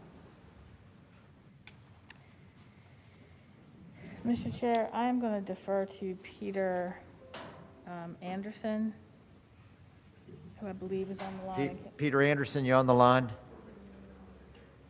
Okay. Senator, who is he counsel for a environmental group, or? I think that's the right one. Mr. Anderson. Thank you, Mr. Chair. Peter Anderson, Virginia Policy Director with Appalachian Voices. So what Mr. Shin said about a state not being able to modify or revoke a certification after it has issued, that was correct. And what this bill is trying to do here is look at so EPA published a rule just last fall on how states are supposed to implement Section 401 of the Clean Water Act. And it says not only can a state, Rob's right, that the state can't modify or revoke after it's been issued. But that's not what the bill does. The bill is saying, first of all, have all the information before the deciding authority. Like Director Paler said, sometimes it's the board, sometimes it's the department, depending on how it goes under current law.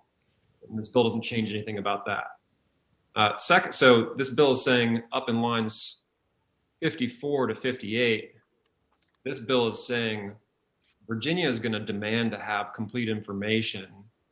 And if Virginia doesn't have complete information, Virginia is going to deny. We're talking about a new application, okay? And the EPA guidance says that states should deny for the reason of not having complete information. And then it says, also in the EPA guidance, that project proponents can reapply after denial for lack of information. Now, the second thing is, now we're dealing with the lines, the second part of the bill down line 73 through the end of the bill. This is about a project proponent already has their certification, which means Virginia cannot revoke and Virginia cannot modify. But now the project proponent is going to FERC and saying, we're going to make a bunch of changes.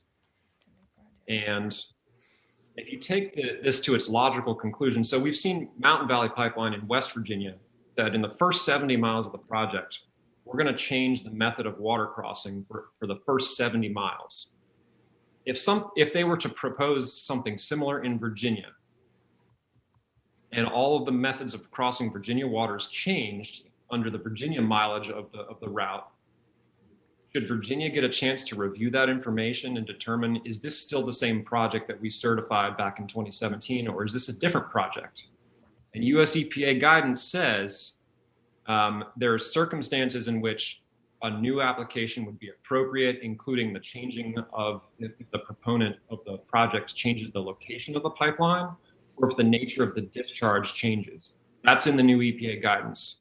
So what this bill is doing is following EPA guidance and saying, if the changes you're making post-certification are so severe that it's basically a different project, it's not the same project we certified 3 years ago, well, then you got to submit a new application. It's not a revocation or a modification of the existing certification. If I might, in the meantime, what happens to the project? So let's say you reroute the project. Maybe there's a water crossing. You decide to go above ground instead of below ground. And is it the director of DEQ who makes that determination? Yes. I mean, needless to say, it's going to give them an enormous amount of power.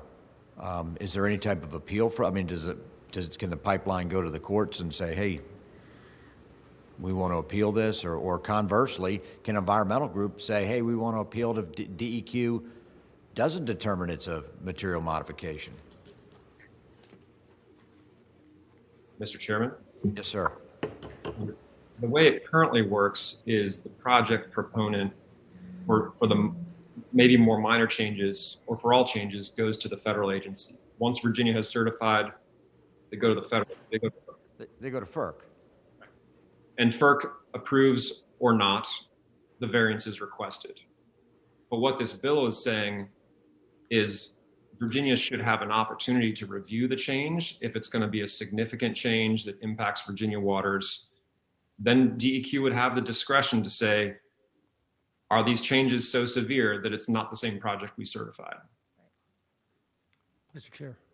Senator Morrissey. I really appreciate that explanation, and I want somebody to tell me why that's not a good thing. To wit, after certification, the proponent makes a bunch of changes, Tell me why it's not, tell me why it's not a good thing that Virginia is able to reevaluate or review the changes, which I think is the heart of your bill.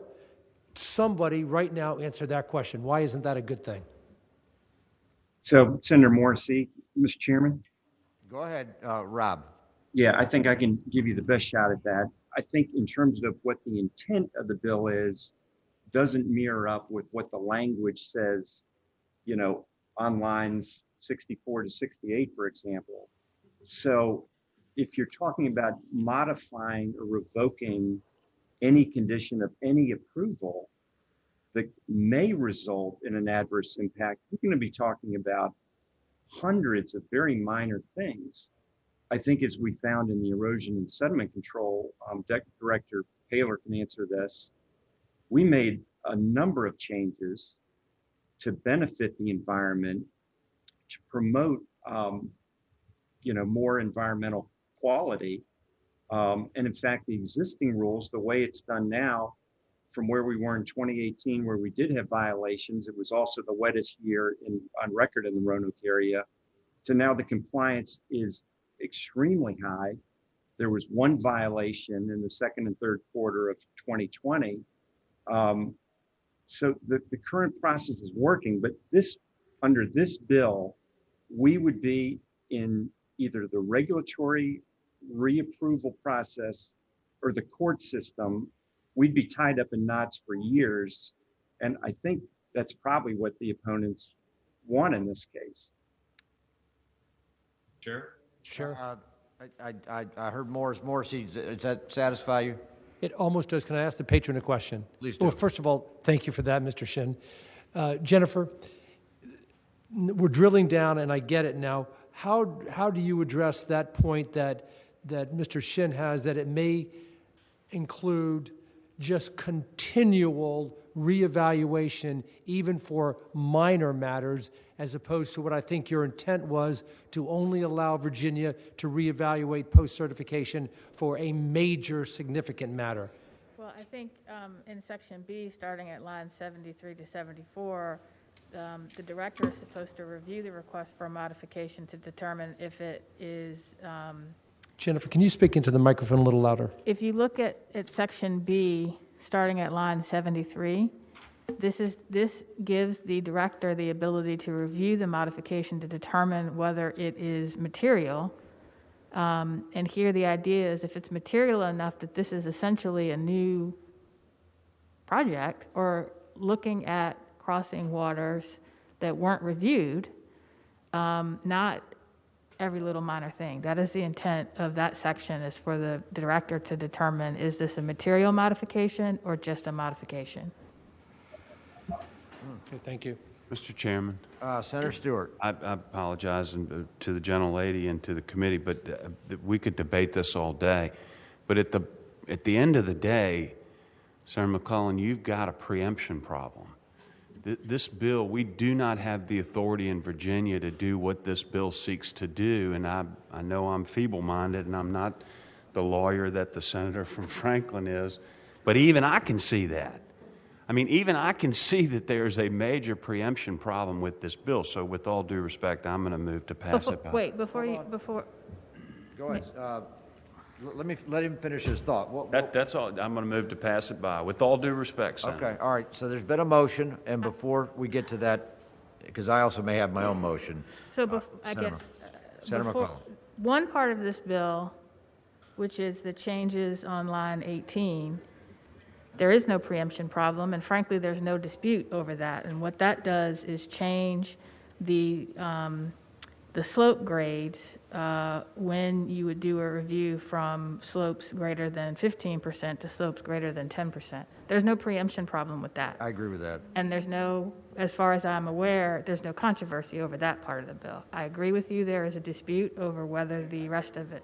Okay, thank you. All right, so why don't we do this? I think we can all agree that there's a portion of this bill that's non-controversial, and there's a portion of this bill that is very ambitious. Do we have a motion to sever the lines 64 through 82, which seems to be the more... So moved. Okay, so I have a motion to just sever that out for now in a second. All in favor say aye. Aye. Okay, so we're going to take the remainder of the bill, which is lines 1 through 63, which is basically varying the slope, correct, Senator? I'm going to defer to Legislative Services, but I think it's just lines 14 through 24 that deal with the slope. Okay, but that's the sediment control issue, correct?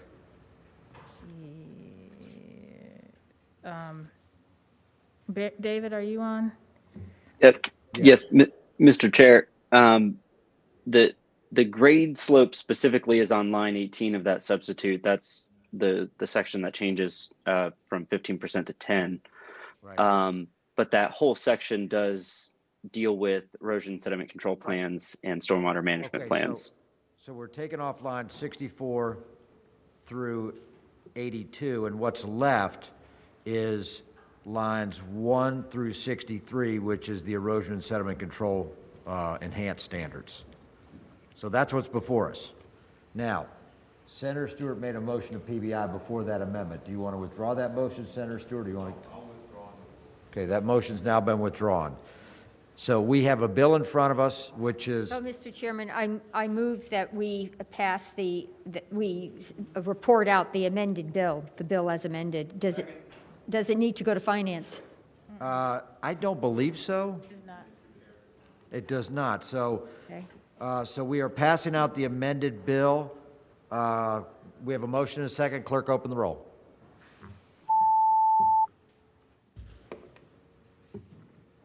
Where am I here? Money. Jen, you're going to need to vote. He has my proxy. Morrissey? He's thinking. Ayes 8, no 7. Ayes 8, no 7. All right, landslide. Okay. All right, the next one is a little bit more controversial. Okay. Well, good thing we got 15 minutes to get to it. Okay. Sorry. All right. So Senate Bill 1373 is a follow-up environmental justice bill. Last year, we defined environmental justice for the first time in Virginia law and established that it's the policy of the Commonwealth to advance environmental justice. But members of the public over time, and particularly over the past 5 or 6 years, have expressed concerns that by the time they learn about projects in their community, often it's too late to really have an impact on the outcome of that project.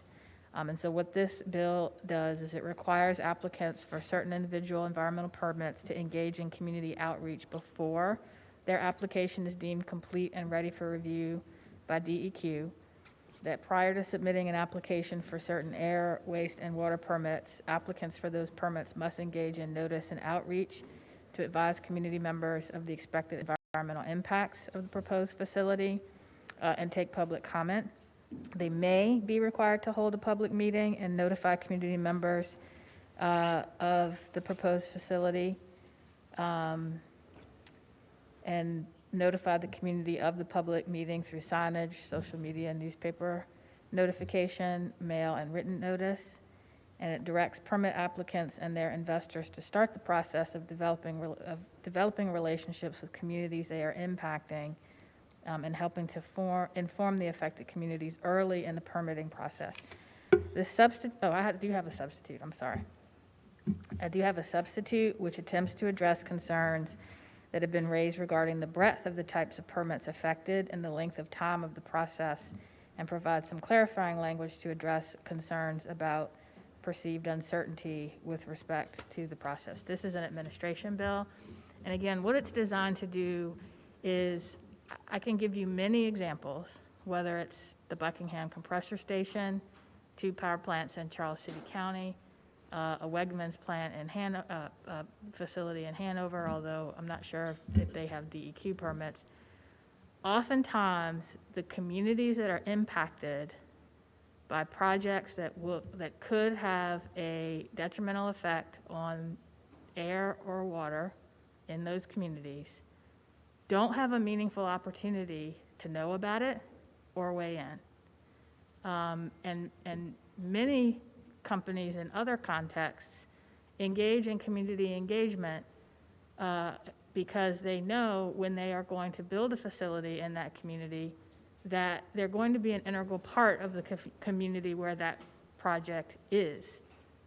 And so what this is designed to do is sort of shift the balance so that the people impacted by the process can participate in a meaningful way.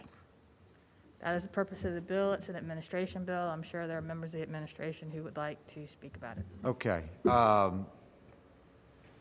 Why don't we do this before we get to questions from the panel? And I've got my own questions, but if there's a member of the administration that wants to speak in favor of this bill, go ahead.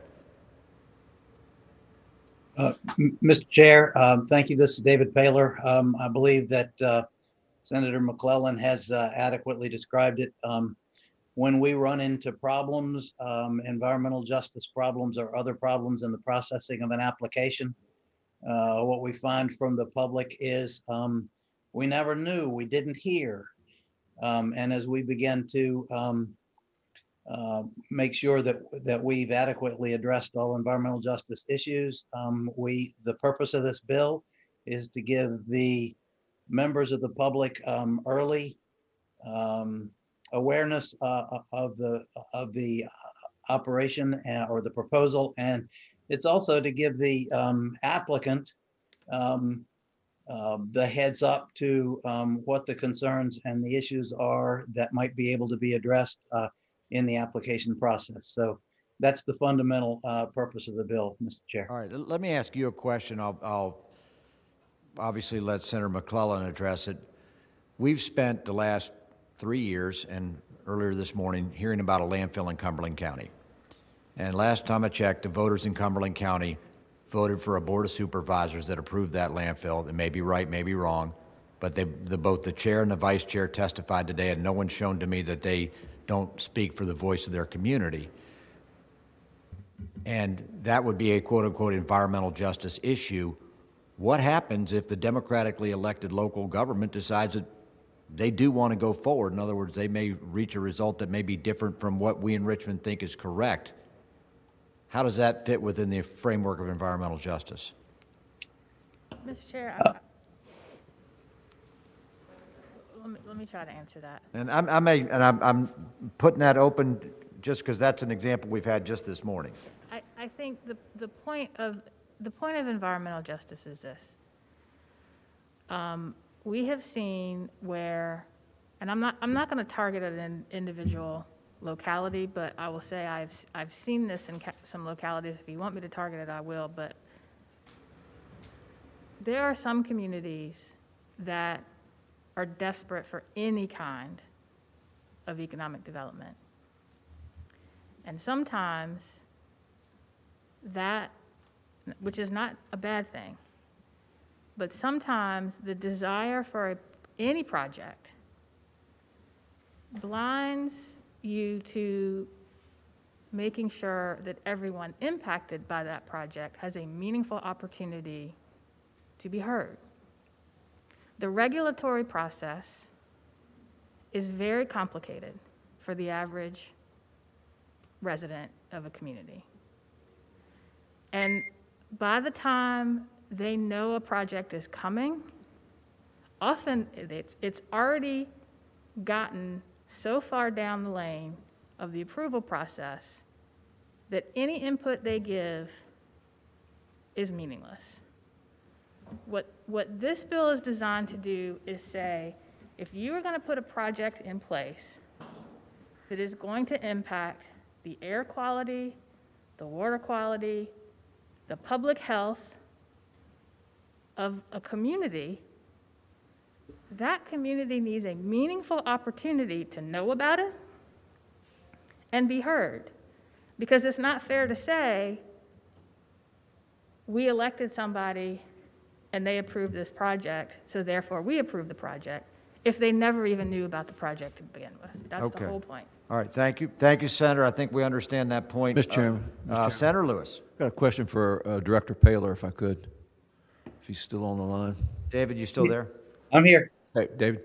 So I'm curious from a competitiveness standpoint, how does this type of notification process, procedure, public hearing, all of that, how does that stack up with our neighboring states with whom we are competing for economic development? Do you know?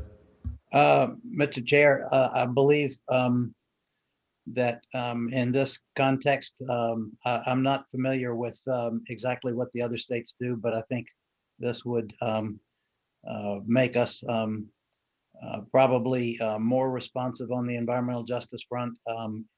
And I'm not aware of other states that have this requirement now.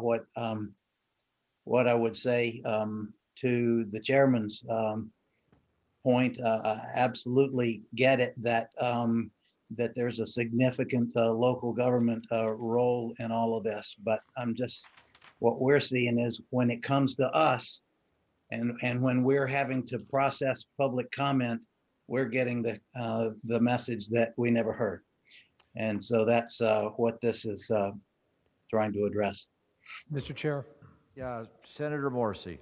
Senator McClellan, I am almost always going to side on providing notice. There's no downside to it. But my farmers in my district have a concern, and they're worried about the farm members that have VPDES or VPA permits, and what the burden will be on them to have a hearing. So here's their concern, and specifically, and if you can address it. Your SB 1373 would require applicants for individual air pollution permits or pollutant discharge elimination systems, pollutant abatement systems, or groundwater withdrawal above 1.5 million gallons to hold a public hearing. And this would put a very big burden on the farming members. They necessarily don't have the resources to hold the hearing, and if there was a hearing, it could be delayed. Their project could be delayed 75 days or more, and causing them irreparable harm. Can you please address that specific issue and how it may burden the farmers? Mr. Chair, I would say this. Again, speak into the microphone because I have a hard time hearing you. My understanding, and again, Director Paler, I think Secretary Strickler is on the line, and they may want to weigh in as well. But my understanding is the requirement for those particular agriculture entities that have to get these permits to begin with, the reason for that is because of the impact that they have had on the environment and the community in the past with discharges or emissions. And so, again, I would say if you're going to have anything new that comes into a community that could negatively impact the public health of that community, the community should know about it. If there are particular requirements they find onerous, I'm happy to work to make it less onerous. What I'm not happy to do, which might be where you're going, I know it's where the other body went, I'm not willing to carve out an entire industry completely from any kind of notice at all. Okay. Mr. Chairman. Senator Mason. Thank you, Mr. Chairman. You know, Senator McClellan, I applaud you for trying to make sure everyone impacted has proper notice.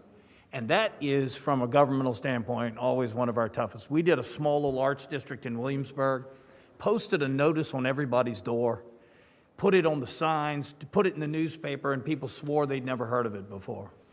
But I wanted to point to, and I'm not sure which, I think this is landfill, but line 250, notice in English and Spanish on social media platform to the chief elected officer and administrative office, every library, any tribe nearby, and attempt to mail the notice to any mailing address for the parcel of real property located within a 3-mile radius. I'm not trying to give you a hard time for that, Senator McClellan. I think that points out to us how incredibly challenging and difficult it is to figure out how to notice people properly. And so I applaud you for the effort to try to make sure everyone knows, but I think that indicates to us what an enormous challenge it is, and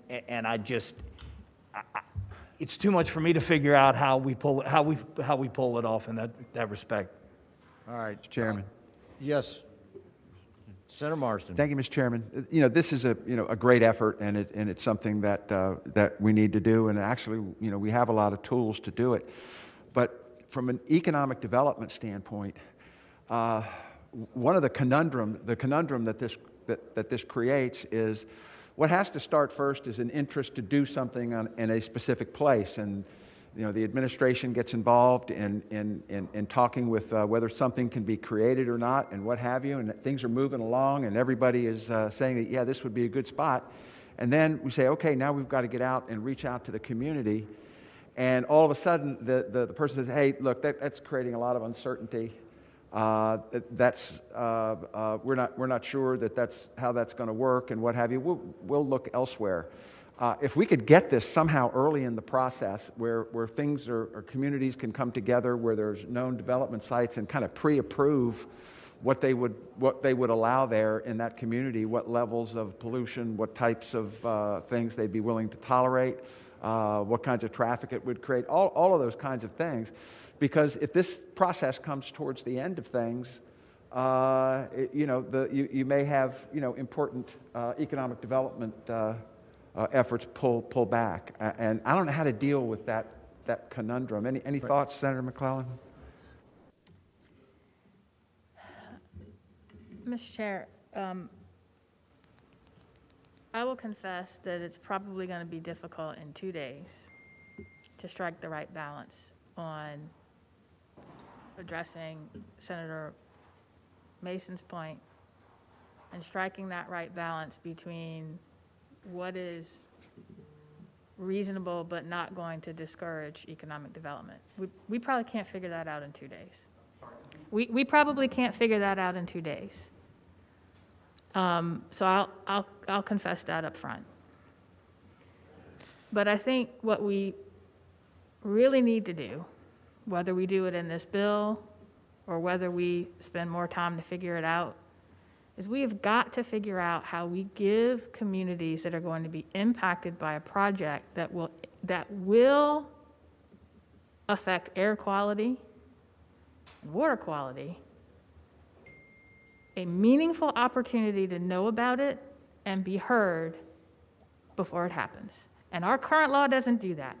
And as a result, it is not, to be blunt, it is not the rich white communities that don't get heard, because we hear from, whether it's a transmission line in Fauquier County, whether it's something in Western Henrico, they know how to make their voices heard. They're more sophisticated in making their voices heard early in the process or hiring a lawyer to tell them how to do it. But the people in Buckingham County, the people in Charles City County, the people who are low income, the people who are marginalized, the people who don't speak English, by the time they don't know to hire a lawyer. They don't know how this process works. They don't even know there is a process. So then that is why, traditionally, they're the communities that are left out and ignored and marginalized, and that is not environmental justice. Mr. Chair. Senator Morrissey, and then we got to wrap up. Senator McClellan, is there a companion bill in the House that you said got watered down, not to your liking? Yes. So what do you want us to do with this bill, given Senator Mason's comments and yours that you just made that I agree with? What do you want us? What do you want to do? Well, I'll tell you what. Before we do that, let me speak to it, and okay, because I'm going to make a motion, and let me just say this: a major stationary source of air pollution sounds like a bad thing. It's also a job for somebody. It's also a manufacturing facility.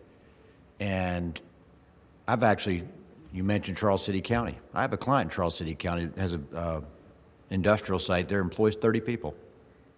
they're happy. I mean, people are happy to have jobs. And if we pass this bill in its current form, I worry that it would be a job killer in rural areas like you have never seen before. And I'll give you an example. I've represented foreign venture capital firms that look to invest in the United States. And one of them, I've been helping them put up a factory in Alabama. And it just so happens, and you would probably say they don't have the correct environmental justice laws, but you know what? We're permitting a factory there right now for a client that's going to create several hundred jobs, good paying jobs. And so I recognize the passion and the advocacy and the skill that Senator McClellan brings, but she's attempting to speak for people that, you know what, they may have the ability to speak for themselves and may not agree with this. They may want a landfill or they may want a job. I mean, it's tough living in a county which has been losing population, is not near a population center, and you have an opportunity for work. And if we pass a bill like this, it's basically saying to a lot of companies looking to invest in rural Virginia, don't bother. I mean, look at all these regulations, and having represented industrial businesses, you look at something like this, and you're like, I got 49 other states I can do business in. So I don't know if this is salvageable, but again, I'm just one voice on this committee. Mr. Chair, if I may make one final comment. Those people that want a job should have a say in the process too, but early. But let me tell you what else Charles City County has. High incidence of cancer, high incidence of asthma. And there are localities that don't get just one project that can impact air quality and water quality and their public health, but multiple. So I would like for us, and again, we can't do it today, I accept that. But I sure hope that we make it a priority to find the right balance to allow people to be heard on project. I mean, I want economic development just as much as anybody. But I want to make sure that we are balancing the public health of the people who are going to be impacted as well, and at a minimum, give them the opportunity at the beginning of the process to know what's happening, how it could impact them, both economically and from a health perspective, and have a say in the process. Okay. Any other senators?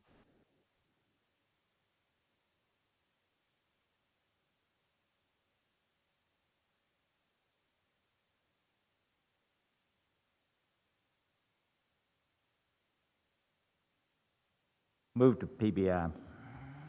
Substitute motion, Mr. Chairman. I move to report. You don't? No.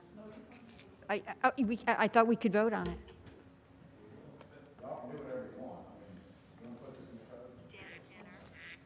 it. Well, I didn't hear the full debate, but there's no second, so it. Okay.